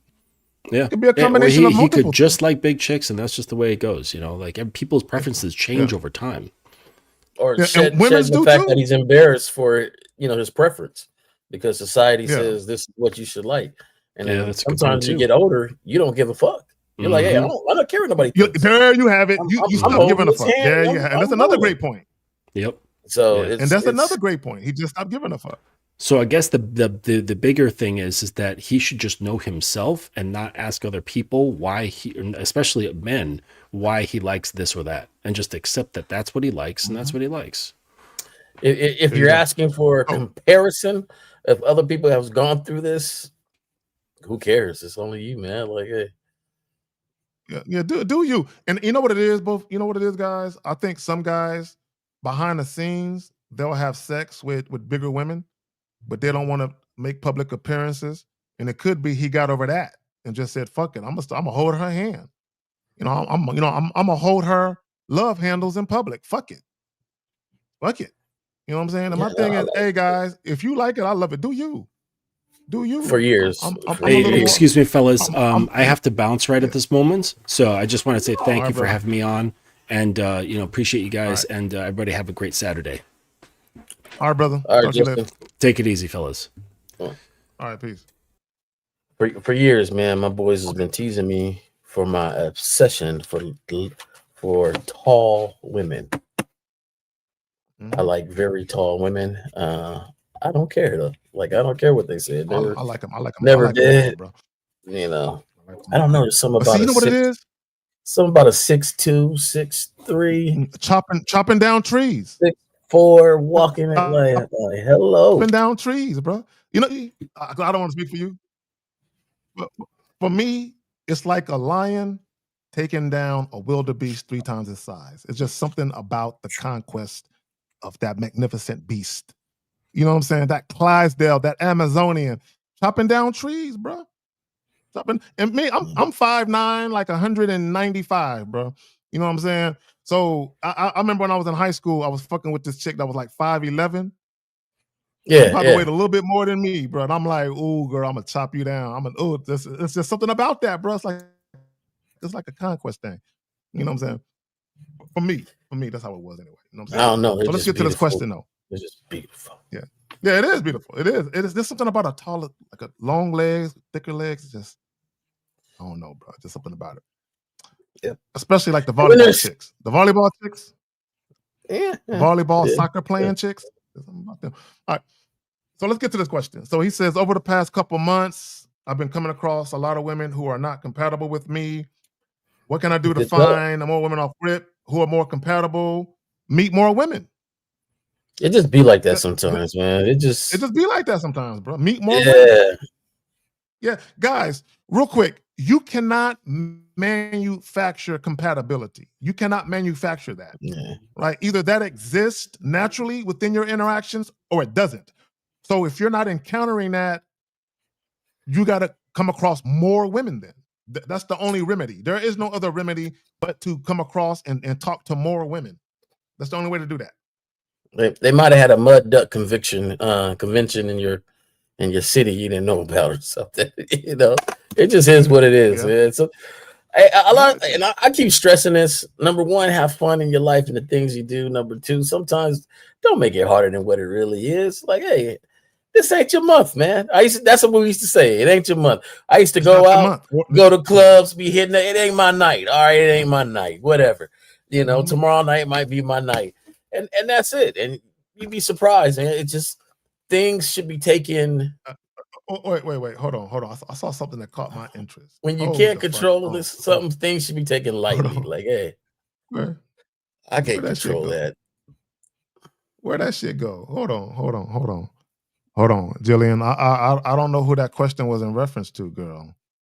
Don't play. She said, "Guess my 5'5" just doesn't have a chance." Well, hold on. I fuck with shrubbery too, right? I fuck with shrubbery. I was too. explaining what and catches. hedges. Yeah, I explained what catches the eye quickly, but don't mean that it always is what's in the eye. You know what I'm saying? But hey, no, hey, women, we all have the same thing. Like everybody has a certain. When that thing walks by, you look and go, huh? Like for me, the bob hairstyle. You know the bob hairstyle, the bob. That catches my eye quickly and pleasantly. Like, huh? There go that hairstyle. It used to be the sun ripened raspberry scent. What's that store? Bed Bath and Beyond, or not Bed Bath and Beyond? Oh yeah. And there's another one, Bed Bath and Beyond. And there was some store, right? And this sun ripened raspberry scent. And I know for those who know that, it's like, oh, you dating yourself, bro. But yeah, that scent right there, I'd be like, man, who got that on? Who got that on? It just catches the palette of senses right there for me. And I'm like, So yeah, you may look at something, but something else might convince you that, hey, just like for me, I feel 100%. And let me, for all the ladies out there that might be listening, Jay Roman is your type. You just don't know it yet. That's what I see. Right. That's how I feel. So, hey, you never know. Bro, that's exactly how I feel about whenever I leave the house. I'm a lot of chicks types. I just don't know which ones until I get at them. Yeah, I'm a lot of motherfuckers types. I just don't know until I get at them. But if I'm in a room with 20, 30 women, 10 women, I'm somebody's type in this motherfucker. You know what I'm saying? That's how I feel. Yeah, now, to your point, sometimes you have your night where it just ain't your night, though. Your night. Yeah. So Unique says short and petite women are wonderful. Yeah, here's the thing, and Jillian, let me go back to your 5'5" ass real quick. Here's the thing about shorter statured women, right? See, compact and stacked. Although I can fuck with an Amazonian, a taller woman, a woman like a Megan Thee Stallion. Oh yeah, yes, like a woman that size, right? Right, who probably weighs as much as I do, maybe a little bit more even, right? Although I can work with that, I really can't lift her up and stand in the middle of the bedroom floor like this with her, like I could a 5'5" chick with red hair or any other color hair. I'm just saying, you know what I'm saying? I'm just throwing it, you know what I'm saying? I can't really do that the same way. You know what I'm saying? So there are certain ways that things can go down differently for the different size of woman. You know what I'm saying? It's just different things. You know, there's different strokes, pun intended, for different folks. Yes. Yeah, exactly. Yeah, advantages and disadvantages. But we make it work either way. It's gonna work. We're gonna make it work. You know what I'm saying? Either way, it's gonna work. I was talking to this girl. She said, "What's your favorite position?" She said, "What's your favorite position? What's your favorite position?" And I said, "My favorite position is called in, because it don't matter. It ain't nothing working unless it's in. So, that's the favorort position." Oh, so yeah. Compact and stacked. My favorite position. Let's go. My favorite position is whatever position you bust the most in, because this ain't gonna last long. I'm here for a good time, not a long time. You know what I'm saying? So we gonna make that happen. Yeah. Travis, true. whatever position you bust in the most, that's the position we gonna start with. We gonna get all your shit out the way, baby. We gonna get it all out the way. You know what I'm saying? So and I'm an attentive lover like that, so I don't mind, right? So anyway, let me get to the next question. Hold on, real quick. Where's it at? Right here. Oh, hold on, I want to pass it up. Okay, right there. So he says, "How do you expand your range when approaching? I'm saying simple things that work, but don't want limit on my progress." Bro, you got to clean up your question. I don't know. You got to clean up your question. Yeah, you got to be a little more specific with your question. That question is very fucking vague. I don't and I don't want to try and decipher what you meant. You expand your range when approaching. Oh, my bad. Let me go back to it. Hold on. Let me go back. No, I was just rereading it to try to. How do you expand your range when approaching? I'm saying simple things that work, but don't want limit my progress. Yeah, I don't. Because my thing is the world is your oyster. You can, guys. You can approach as many women as you want. You can pretty much say anything you want to women. But I would advise you to be socially aware of what you do say. But you can say pretty much anything you want as long as you're not threatening or harassing women, right? So the world is your oyster. You just have to cultivate the way you want to navigate it. You have to figure out how you want to do what it is you want to do and make it your thing. Any guy who is skilled or good with dealing with women, they have a particular way that they do what they do. That's unlike anybody else's way. It might be similarities, but each guy is his own guy in that regard. So you just have to find your footing, and how you find that is to be in touch with who you are as a man, your identity. I'm with right, you. I don't understand the question. How do you expand your range? I don't know what that means when approaching. Maybe ask it in a different way. Yeah. Reword it and think about what you're typing. All right. So Brother Miles says, any advice for taking your comfortability with your sexuality to the next level? Yeah, you got to be comfortable with your sexuality. I don't know what that means. I only have one sexuality level. Yeah. That's sex. Well, yeah. So here's the thing. My bad. Go ahead, Jerome. No. It's like any advice for taking your comfortability with your sexuality to the next level. One, I don't know what level you talking about. Yeah, because either you're comfortable with your sexuality or you're not. There is no in between. Either you are comfortable with if you're comfortable with your sexuality, that means you're comfortable talking sexually to women. That's what that means.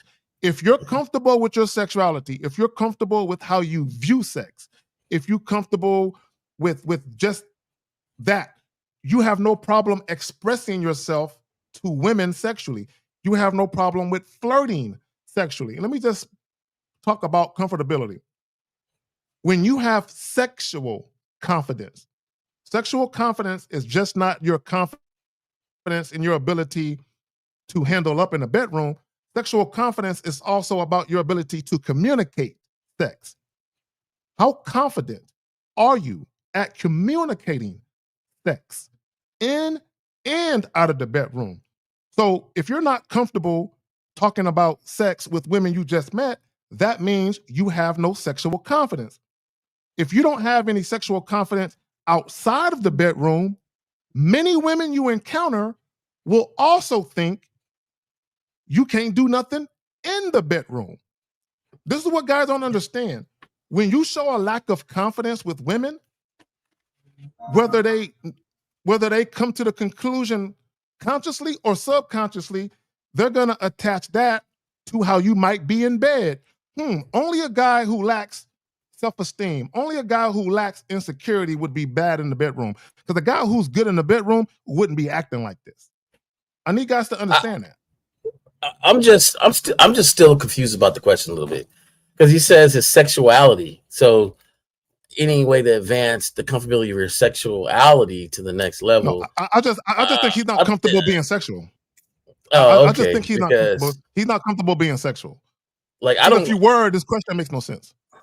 I don't like kissing, so it has nothing to do with my sexuality. It's just that I don't like kissing because, I don't want to be sharing nobody's germs, make my throat hurt and shit, all sorts of stuff the next day. And this is going to be something. I don't want to send out the wrong message.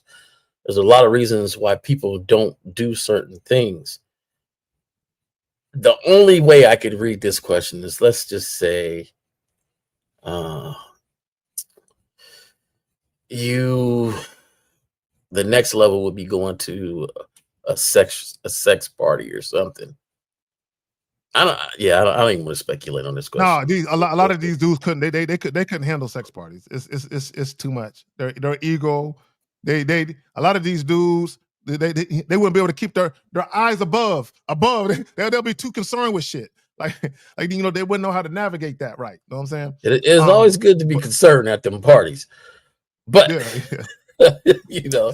yeah, okay. Yeah, but I'm saying they'll be worried about the wrong things though. That's what I'm saying. Their mind will be on shit that it shouldn't be on instead of focus on the task at hand. But you're right. You should always be aware. Here's the thing, guys. Here's the thing. Bottom line is this. If you're not comfortable being your sexual self, women 99% of the time will not show you their sexual selves. Why would they do that? If you're having conversations, real quick, let me say this. And I want guys to understand this. And I did a consultation recently. And I'm gonna tell you guys what happened. I'm not gonna give away who he is or any of that. But this guy, right, young guy in his mid-20s, he went out with this chick. The very first date they went out, they made out on first date. Guys, listen to what I'm telling you. They made out on the first date. He set up a second date. Not only did they make out on a second date,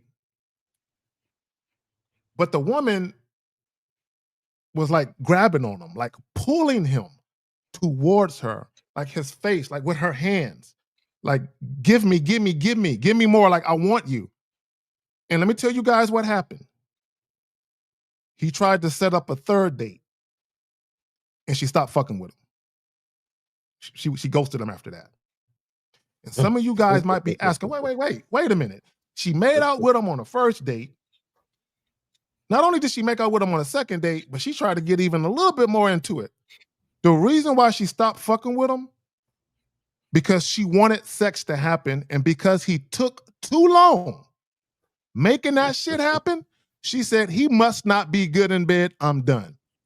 And that's what happens in a lot of cases with you guys. Because you run into women who are sexually attracted to you. She all but said, here, you can have this pussy. And I asked him, I said, bro, why you do all them fucking dates? What's wrong with you? Guys, stop doing, if you want to do, guys, here's the thing. And I'll pass it to you, Jay Roman, after I say this. If you want to do no dates, cool. If you want to do one date and you want to try to make something happen after the first date, cool. But this is what I would tell you, motherfuckers. Do not do a second date unless there's an understanding that there is mutual sexual attraction and a desire to make it happen. Don't be doing 3, 4. What are y'all doing? That's too much. And here it is. Here's the problem. Again, he ran into a woman. See, most people would be like, if she was sexually attracted to him, why would she have a problem with all of the dates?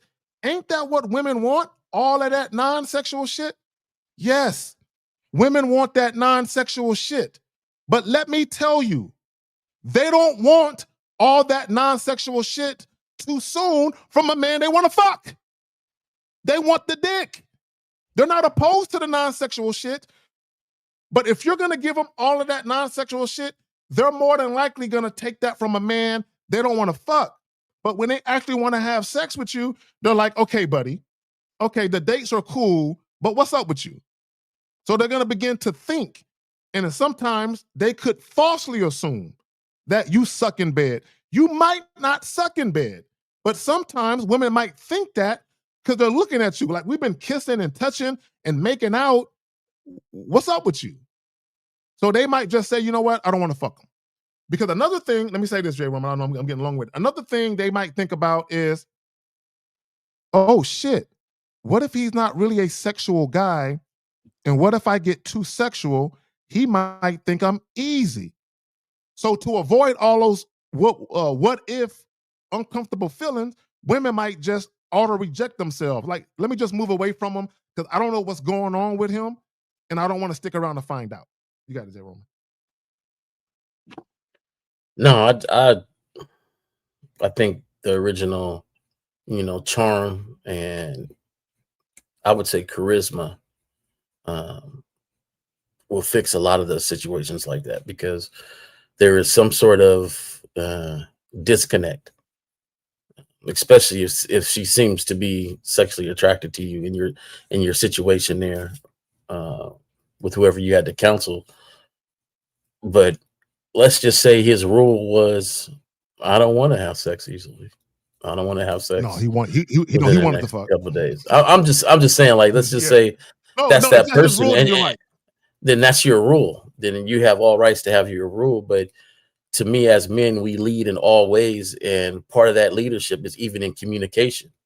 So I'm going to afford you, however I say my rule, for it to be communicated, and so we know what's going to happen. Like, if you're leaving that door, you're not going to have me call you and you refuse a third date. We're going to know what's going down. Like, hey, Ma, this ain't what I do. Yeah. This is the reason, and whatever. Look it in your eyes, and she could say, hey, well, I can't wait. Okay, cool. Well, it was nice meeting you. You have a good life, and one day we might meet again, or whatever. The thing is that communication, charisma is nothing but a communication that somebody else can understand and feel when you talk to them about it. That's what it is, right?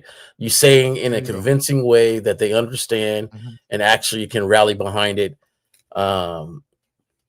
That's what it is. And so communication is big with that. I just don't feel like every situation, like we already know that the game's not really about women. Every situation doesn't have to end up in a sexual encounter. However, the encounter with you should always be consistent. To your point, because you made and I'm glad, this is why I'm glad I have somebody on with me, because you said something. You said, well, if you're the type of guy where you don't want to fuck until the third or fourth date, those are your rules. Those are your standards. And I'm glad you said that. So guys, if you're the type of guy where you prefer to form a profound emotional bond or connection with a woman before you have sex, whether or not that takes you 3, 4, 5 dates, if that's your preferred method of dealing with women, stick to that. But understand, though, there are pros and cons to every way you deal with women. So if you take that route, there's going to be a lot of women who are sexually attracted to you that you'll never have sex with because you're going that route. So just understand, stick to your guns if those are your beliefs, your standards. Now, the guy that I'm talking about, he wanted to fuck. And I'm like, and what it was, he was afraid. He was afraid to initiate. And I told him, I said, y'all have to stop expecting for women to say, okay, come fuck me now. I'm ready. Most women will not verbalize, okay, I'm ready. They'll just show you they're ready. And it's up to you to say, let's go. Let's go to this hotel, your spot, my spot, whatever it is you guys are going to do. You need to be the one to ultimately open the gate to making it happen. Women are waiting on you. Most women aren't going to say anything. They'll just show you. Now, you will have some women who might be a little more aggressive or who are assertive, who might tell you, you going to give me that dick or what? But most women ain't going to do that. They'll just stop fucking with you.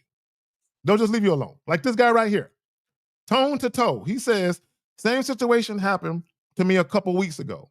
First day went well. She was kissing on me and everything, but I didn't make sex happen. Tried to set up a second date, and she pretty much flaked. Yes, guys, look, let me tell y'all a story. And I hate to even tell this story. I hate that. I'm going to show y'all the epitome of and I wasn't even trying to fuck.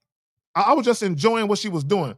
But I'm going to tell you, when you take too long to get to the point, women gone. Yeah. Jay Roman. I was like, how old was I? I think I was like 21 years old, maybe 22.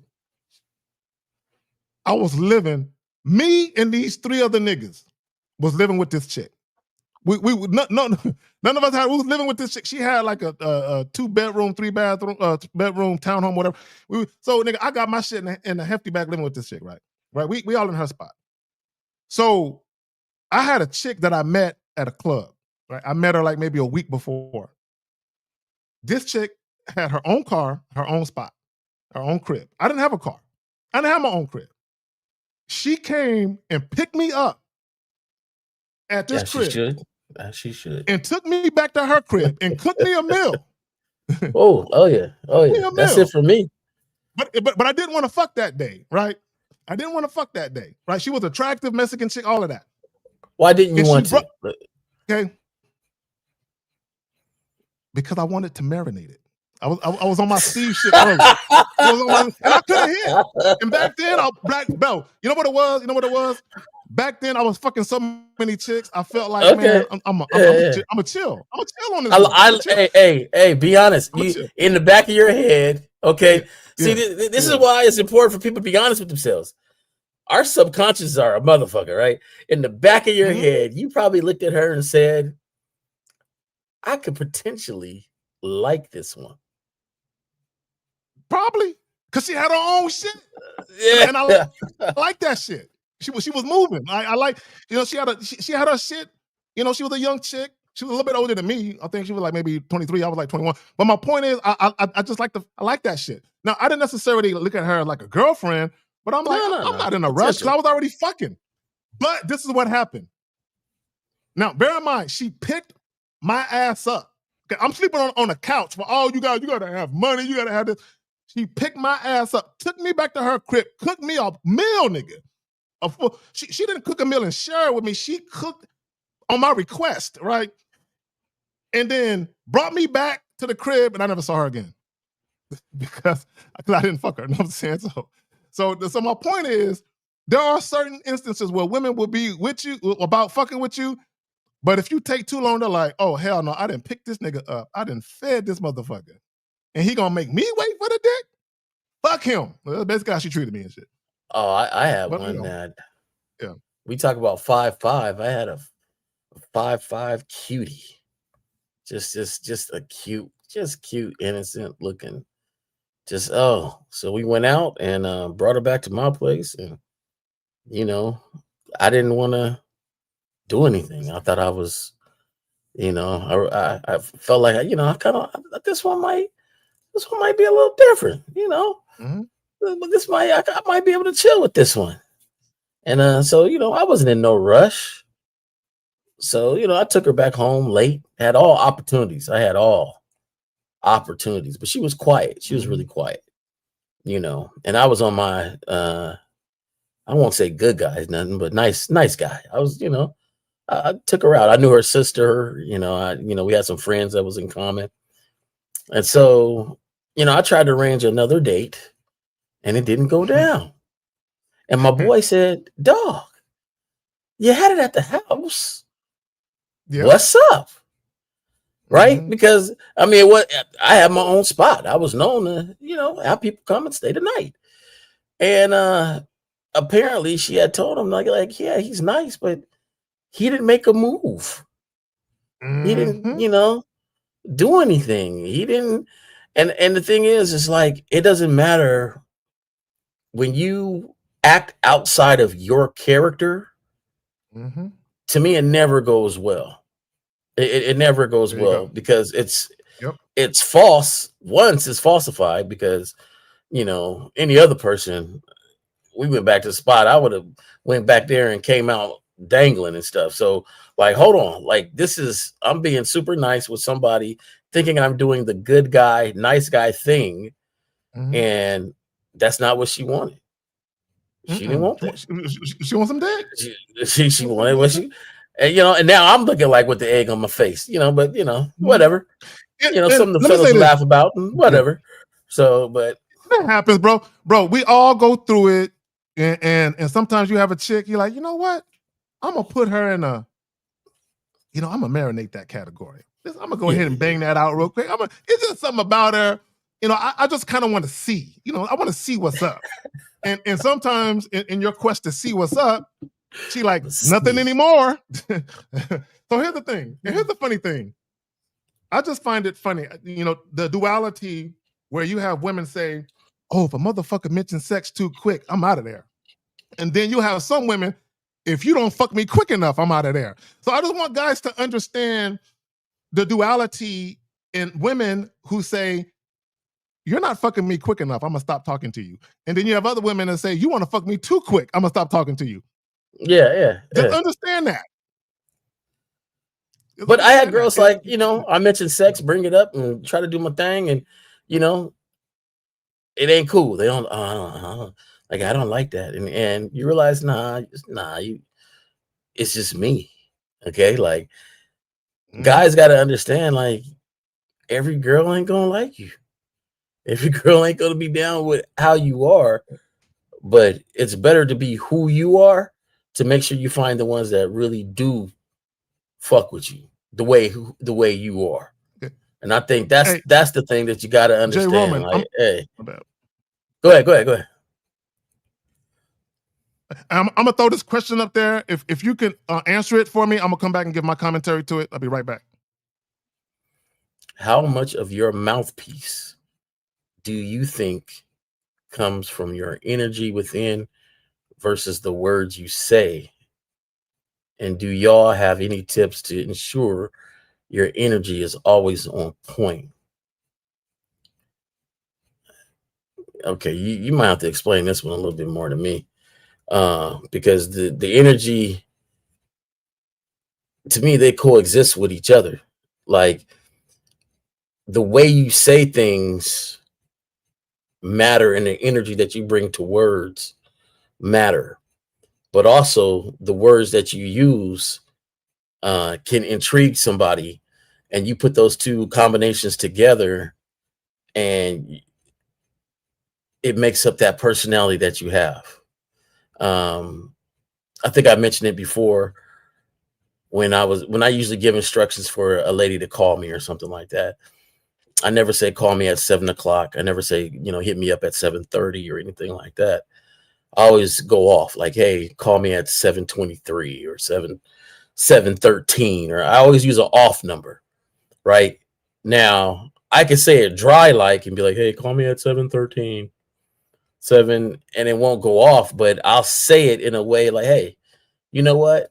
Why don't you hit me up about, 7:38 or something like that. Now, it brings a little curiosity, intrigue to how I'm saying it. I bring a little energy to it. So to me, they marry each other. They mirror each other. Energy to me is big. I don't like negative people around me. So if I talk to a woman or I say hello to her every day, hey, how you doing? And she's like, oh, it's just a bad day. Okay, the next day I'm at work. I say, hey, how you doing? How was your day? Oh, I just, after a while, I got a partner at work, call it energy vampire. You're an energy vampire. You ain't nothing good in your life. You mean to tell me every day you woke up and it's a bad day? We don't match. So the energy I bring, one, it has to be contagious to you, because after a while, people will start to match that energy and be like, hey, what's up? I'll be, hey, man, I'm breathing. That's what's up. I woke up breathing. It's a good start. It's what I make of the day. And then, oh, you're right about that. I just like seeing you in the morning. Oh, give me a hug. That's usually some older lady or something, like 60 something. And then, other ones laugh. But to me, they marry each other. I'm gonna let Zach, get on it, on the question. But to me, they marry each other just the same. So this is what I say. What you're getting at. You're talking about a mouthpiece. See, first and foremost, okay, and I said this. Having a let me read the whole question for you. It says, how much of your mouthpiece do y'all think comes from your energy within versus the words you say? And do y'all have any tips to ensure your energy is always on point? Well, both. Having a mouthpiece is both. First of all, having a mouthpiece, if you think about mouthpiece is really a slang term for a lawyer. If you think back in the Prohibition days, in the Al Capone days, that's what they call a lawyer, a mouthpiece, right? Because he had the ability to talk his clients out of going to jail. That's what a mouthpiece is having the ability to influence people with your words to get them to look at shit your way or to see shit in a favorable light that benefits you. That's what having a mouthpiece is. But first, it starts from having no fear of saying the shit that's on your mind. Before you can even get to the energy or the words, you need to get over the fear of just saying the shit that's on your mind to begin with. And as far as having a good mouthpiece or being witty with your words, you can only cultivate that by doing it. You have to do it, and you get better at it over time. But the first stepping stone to having a mouthpiece is just having the confidence to even say the shit to begin with. And when you first start doing it, it's going to be a little rough around the edges. It's going to be a little rusty. Yeah. But it doesn't matter. If the woman is attracted to you, look, real quick. Years ago, I had a woman tell me, I was in my late 20s, she was in her early 20s. And it was a chick that I worked with, right? And it was not a woman that I was involved with at all. We were just talking, co-workers. And she was telling me, Carrie, she said something to this effect. If I'm dealing with a guy that I'm attracted to enough, he doesn't have to have all the game in the world. He just has to have enough to know how to have a conversation. But if I'm attracted to him enough and he knows how to have just a conversation, I'm fucking with it. So even what she was trying to say is, even if he's not the smoothest with his words, right, as long as I can see that he's at least making an effort to communicate himself and I'm attracted to him, I'm fucking with it. Y'all act like y'all gotta be perfect. You don't gotta be perfect with your words. Just have the confidence to fucking say them. That's it. That's where a mouthpiece starts at. You're not gonna learn. You can hear all of these pickup lines and words all you want. Part of the confidence to say those words come from the fact that those words came from you. Those words came from you. It came from your mind. It came from your creativity. That's where it comes from. Always love, Jillian. Always love. It's always Hey, love. so anybody that is observing this, do you see how the tone of his voice changed when it got real direct? Did you see how it slowed down a little bit? See, you gotta charisma, that mouthpiece, and all that, and the energy and the sound, it all matters. Now, we used to tease each other as guys, right? Because we always knew who was on the phone when your partner was talking on the phone, because it was a little bit different. It was like, hey, how you doing? What's going on? Maybe you dropped the octave or two, get a little deeper on that phone. And we would crack up like, oh, ha, ha, you over there, got that mouthpiece going. But it all just kind of mattered because there's a certain amount of energy that was there. Now, I know a lot of cats do it kind of corny, like I seen this youngster the other day. It was, I had to pull him to the side. Like, hey, dog, come on. But what am I? My bad. I want to say this about women attorneys. This is just my personal opinion. One of the differences between a very good woman attorney versus your typical male attorney, most male attorneys try to be too logical. Female attorneys get to the emotions. They know how to trigger the emotions to get the desired result, to get the jury to look at shit differently. And if yeah, go ahead. No, I'm saying, and they're very confident. They are, yes, like a good female attorney, the way they walk and stuff. There's a certain confidence and balance, though. Balance, like somebody like they real balance where you could talk to them. They talk to you easy. I'm around a lot of them, and it is and been very assertive. I know a lot. They're very assertive. They're cool. They're cool. They're cool as fuck. Yeah, they're cool as well. But they in that room, they're confident. And they're not shy about where they're at. And I've seen some bad attorneys, like this is a goofball. But yeah, I would agree with you, Zach. Yeah, that's so. Yeah, so my thing is there's a billboard in San Antonio a few years ago, and it was a very, very well known lady attorney, a defense attorney, very wealthy, and she has a billboard with her picture on it, and it says "Never argue with a woman." That shit is dope. That shit was dope. I saw that billboard. I'm like, that's dope. That's a dope billboard. And it's true. Because as a man, when you argue with women, you can never lose. I mean, you can never win, my bad. You can never, and the reason why you can't win is because no matter how much logic you try to throw a woman's way, with her emotions, she'll get you off balance. And you'll end up arguing and yelling. And then here's the thing. Once you start raising your tone and yelling, women know they got you. I got him. He's mad. He's agitated. And that's all they want. The fact that they can agitate you, irritate you, or get you mad, that's enough for them to say, I can control him. I can control him. I can get him mad over some little shit. That's all that it takes. That's why when you come and you laugh chicks off, whatever. This is why, real quick, when you guys be in a hurry to like check chicks that you just met, no. You don't need. Sometimes you just need to leave them alone. You don't have to. Not every woman is worthy of you checking them on her behavior. Some women you just need to leave alone right now. All right, just leave them alone. All right, but we got some questions we're gonna get to. We're about to get up out of here because we in overtime like a motherfucker. So we did the mouthpiece thing. Let me get unique. I don't want to forget about the homie. He says, K-Zag and you, Mr. Lacari, Mr. 1950, and Steve spoke about guys dating women in society standards. If you think about society, right? Society has a very generic, general way that women are supposed to conduct themselves when it comes to dating and relationships, and that men are supposed to conduct themselves when it comes to dating and relationships, sex and all that. But it doesn't work. That model doesn't work. It hasn't worked for hundreds of years. It doesn't work. And this is what people fail to understand.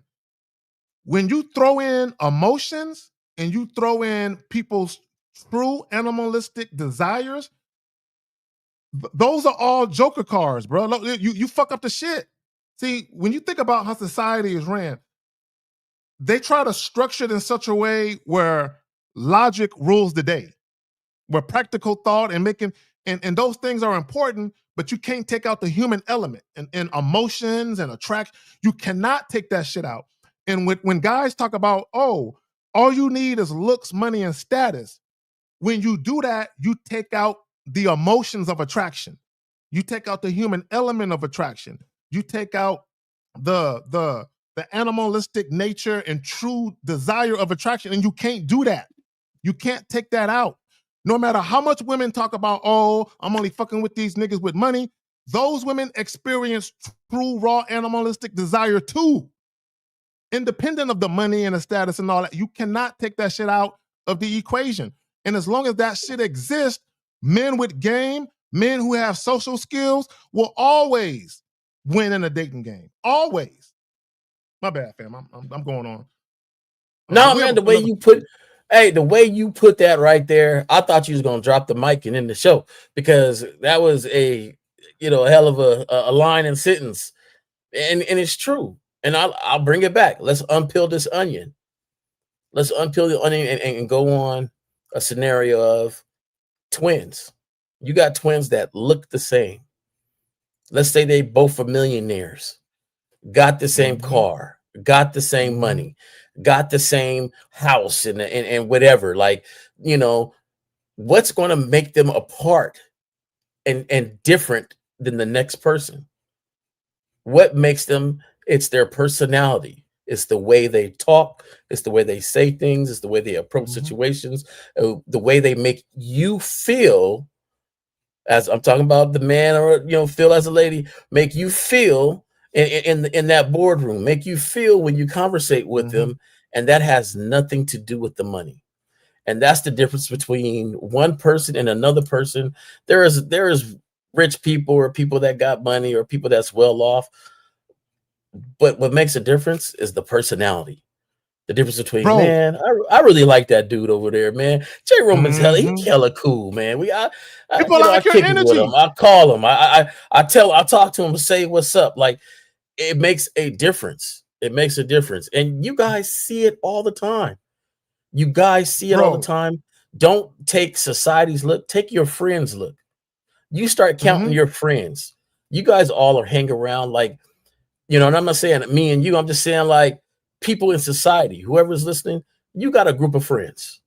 You know which one you like to hang around the most, which one you like to call. It has nothing to do with the money. It has nothing to do with the status. It has nothing to do with his social status. It's just the fact that he's genuine. It's the fact that he's funny. It's the fact that he when you guys hang out, it's genuinely a good time where you don't need to go anywhere special. Is because the energy that person brings, they're realistic in reality, and not reality, but his the fact that he's not a liar, the fact that he represents himself well, the fact that all that is what's attracted to you.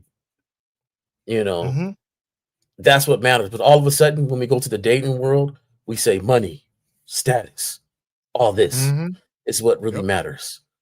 And it doesn't. You can have No, the it does not. same twin looking people with the same amount of money, and you're gonna like one more than the other just because of that personality. See, right there. I like what the homie said. No one on earth rolled up a dollar bill and stuck it to her vagina for pleasure. See, and let me just say this. Well, nah, Okay. I don't know. Money is hey, some I'm guy just might have did joking, it, right? man. I'm But here's just the thing. joking. Yeah, but here's the thing. Can you draw women in with money? Money is a tool, right? Women can use money just like we can use money to buy you things. And here's the thing: money can buy you things to make you feel good. Women love trips. Yeah. Look, let me tell y'all Yeah. something. Let me tell y'all something. Oh, hell yeah, they If love women this. can live a life where they're on vacation all the time, that's how they will live their life. That's women for you. They want to live a life on vacation. Bro, I saw this Facebook post where women were talking about going 50-50, talking about how they don't want to go 50-50. And this is the majority of women said this. Well, if I kick in on anything, it's going to be for the vacations. Of course you would choose the fun shit to pay for that you're going to benefit from, bitch. Of course you would choose.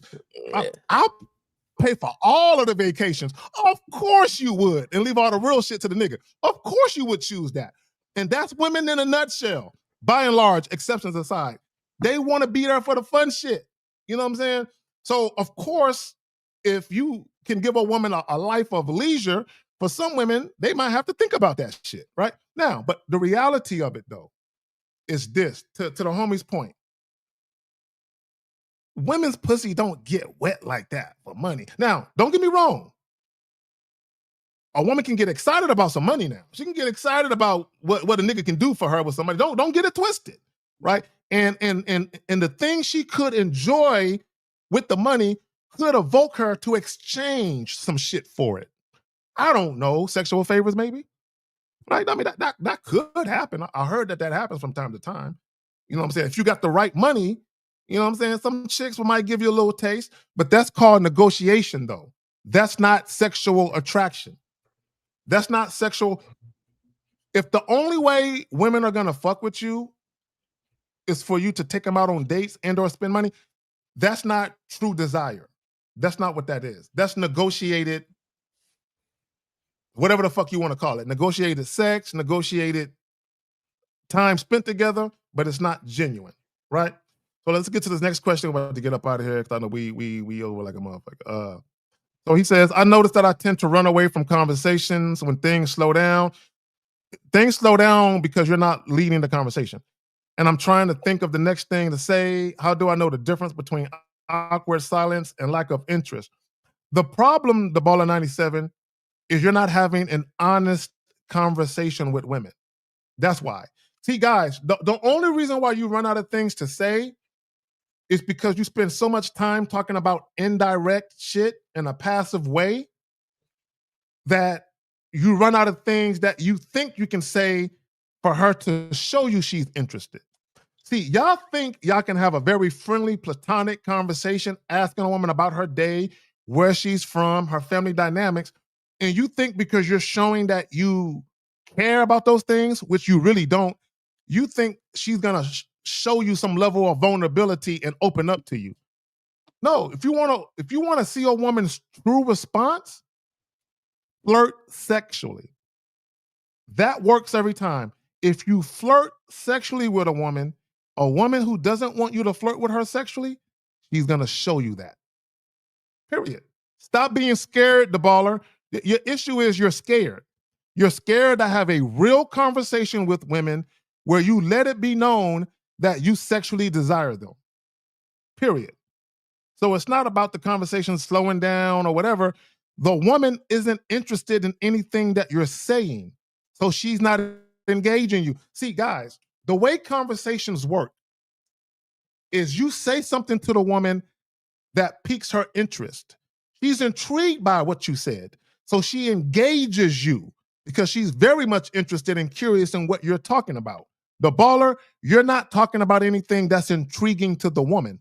That's why you're having problems. My bad, Jay Roman, you got it. No, I would come in a little bit different. You know, I think good view. I just think too sometimes maybe you was talking too long, bro. Like you, you guys gotta learn how to end the conversation and roll. You know, leave something as a mystery or something. Like, you know, maybe you was just in this conversation way too deep. Another thing is some of us ain't really as educated as you think you are. Like, how many books you've been reading lately? What is your thoughts outside of normal conversational thoughts? Like, do you even look at the latest news and stuff like that? Like, what do you got to say? What if somebody was to have a conversation with you? How vast could that conversation go? Like, there's times you meet somebody, you start talking to a lady, and next thing you know, you guys are talking about political stuff. You're talking about, you know, paint. You're talking about flowers. You're talking about whatever, and it's a nice conversation that just flows because both you guys are knowledgeable about multiple subjects. Or you sit there and say, hey, I never heard about that. Tell me about that. And they start telling you, oh, okay, is that connected to this? Is that connected to that? Woo-woo. I would just say. No, Jillian, yeah, go ahead. Go on, man. Go get the deep voice real quick. No, I was just saying, no, she was funny because she was talking about, because, you know, Jillian is an attorney and she encounters men of means all the time who talk about probably business acquisitions and their investment portfolios and all that other shit. And there's a time and place to talk about all that shit. There's a time and place to talk about all of that. But here's the thing, and Jay Roman, you said this multiple times, and I've been meaning to speak to it. You kept saying personality. When you look at personality, you see the word person. Then you see personal. Now I'll hit you with another word, personable. How personable are you? Meaning, how relatable are you? The more relatable you are, the more people want to be around you because they can relate to you. Women aren't relating to you. They can't feel what you're talking about. But go ahead. Hey, exactamundo, dog. And you been bringing in I've been peeping out your verbal vacular game today. Your vernacular. You know, I even said it wrong. Your vernacular game today. There's a few words, you know, I ain't got my dictionary. Hold on, let me look up opta something you said earlier. And I said, you know what, I don't know that word. I'm gonna look that up as soon as but yeah, man, I see you. I see you. But yeah, I think that when you take game outside of just women, you should be a balanced person yourself. You should be seeking knowledge for yourself. You should be doing all this for yourself. When the last time you cut the TV off and read a book? When the last time you did something different and learned something different? Just because you're older, out of school, you're in your career, your mind still yearns to be taught. And when you're taught, you can teach others, right? So as a leader, you're sitting there and with nothing, you don't have nothing to lead nobody with. Where are you leading them to? Do you know about what to invest in? Do you know about the latest stocks? Do you know about, there's a lot of people I'm around that know cryptocurrency. Oh, they're so jazzed about the cryptocurrency. I still am not into the cryptocurrency. Like, even though I have some, I'm not into the belief of all this right now. However, I mean, I got some people that, hey, this is this and that is that, and they're into it. They're intrigued into it. They can teach it. Anything that you're excited about that can be taught, that's something different. That's something more than just, hey, how you doing? How was your day? Bro, what you get into, lady? Right there. What about you been to the club lately? Like, go ahead. You can walk up on a woman, or you can walk up on a woman that you are attracted to, and y'all can have a real, genuine, authentic conversation about finances. Not about y'all's money, but just about, right. Like you said, cryptocurrency or something like that. And it's a real, genuine conversation, and you weren't anticipating having that conversation. She just says something, and you're like, I'm really interested in that shit. Hold on. Yeah. I mean, shorty cute, But I'm more interested in that shit right now. I'm gonna get back to that other shit I initially came for. But let me talk about this shit. And guys, that's okay. But always keep the main thing, and stick to the script though. Stick to the script though, and always get her back to the task at hand. But to your point, bro, there's times I met women. Just 25 real minutes quick, later, though. I'm like, I've been talking to this bitch for 25 minutes. But go ahead, fam. Hold on. Just to make off of your point of getting back to the task, it is so much easier to get her back to the task when she's intrigued by your words and the conversation you're having with her. Be like, yeah, just like you talking to if you talk to the lawyer, hey, what type of lawyerism do you do? Oh, okay. Oh, you're into this, you're into that. Oh, I heard about that. Okay. So you wear them business suits when you in the courtroom there? You know, you wear the business suits, you come to the bar, yeah, a little sidebar, huh? Does a judge ever say, hey, a little sidebar, that business suit you wearing is wow. Please don't wear it to there my is courtroom. no call in. No call in. Please don't wear that into my courtroom. It's distracting. Right? Like you can that's some real always shit. bring somebody back to the task at hand a little more easier when they're more intrigued about the conversation that you're having. See right there, Jilliana. See right there. That's the kind of shit. If I wake up and two young ladies, very attractive women, having a conversation about that would maybe be like, "Hey, ladies, how you ladies doing? I heard you say such and such. If you don't mind, would you mind, explaining that to me? That I'm very intrigued and very interested in that.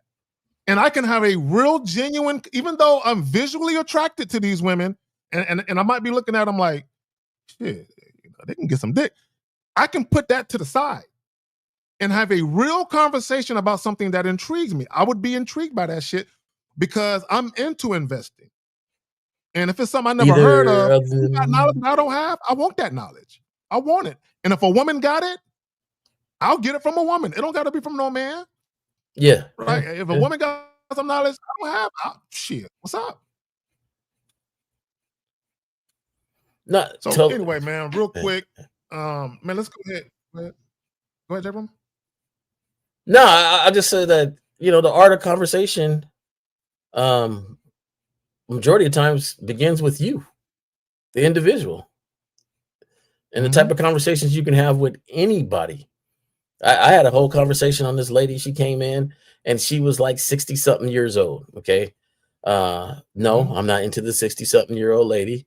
However, I did give her quite a bit of conversation. We were talking about what she loved to do, which is basically knit. She was knitting this thing together, and what type of needles she used for this and that, and all this other stuff. But so by the time she left my job, she had knitted me a whole sweater, right? Just to have like, hey, I enjoyed the conversation. I heard your favorite football team is this, and I was like, yeah. And boom, she knitted me a whole little sweater with the thing. Now, right sweater, it looks all right. No, stop. No, here's a point I want to make with the story you just told. The story you just told was a real connection that two people had. It had nothing to do with sex. It had nothing to do with money. It had nothing to do with people trying to use each other. Two individuals who weren't playing no con game, just came together, had a genuine conversation that led to a connection. It don't have to be no long, profound connection, but it's a connection. Even when we talk about sexual attraction, mutual sexual attraction is a real connection. Guys, don't let women shit on that. Like when women talk about, oh, you're bringing up sex too quick. I don't even know you like that. All she's telling you is you and I don't have a real connection. So why are you having a conversation with a woman whom you don't share a real connection with? You want to plug anything? Tell them where you at, fam. Get up out of here. I'm here. I'm here on Saturdays on this show with Zag, and I appreciate it. That's where I'm at. That's what I'm doing. I heard somebody in the comments, not heard, but I read somebody's comments. Jay Roman has been doing this thing for blah blah blah amount of years. He still ain't. You right, and so I'm gonna stop saying it. There's some reasons behind it though. I'm not gonna express those reasons, but Zag and them, they all know my reasons. There's some reasons behind it, but this is where you will find me at on this show. And until further notice, he'll be right here. Yeah, I appreciate it very much, and I enjoy days like this with the questions. I just think when we get the phone lines, if you miss the phone lines and the conversation, then when we have the number to call, actually call it. Actually step into and become part of the show to not only get advice or to help others. So, but I appreciate the question and answer shows too. And enjoy your Saturday. I'm about to enjoy mine, and I appreciate it, Zach. On that note, again, for everyone who asked the question, I think we got to all the questions. If we didn't, my bad. But for all y'all who asked the question, all y'all who came through, participated, whether you was a fly on the wall, all the moderators, Mr. Justin, Jay Roman, we'll catch up with Miles next week. The Real Game No Theory podcast tomorrow, 11 o'clock Central Standard Time, noon Eastern. Come through and fuck with us. It's been real. Peace.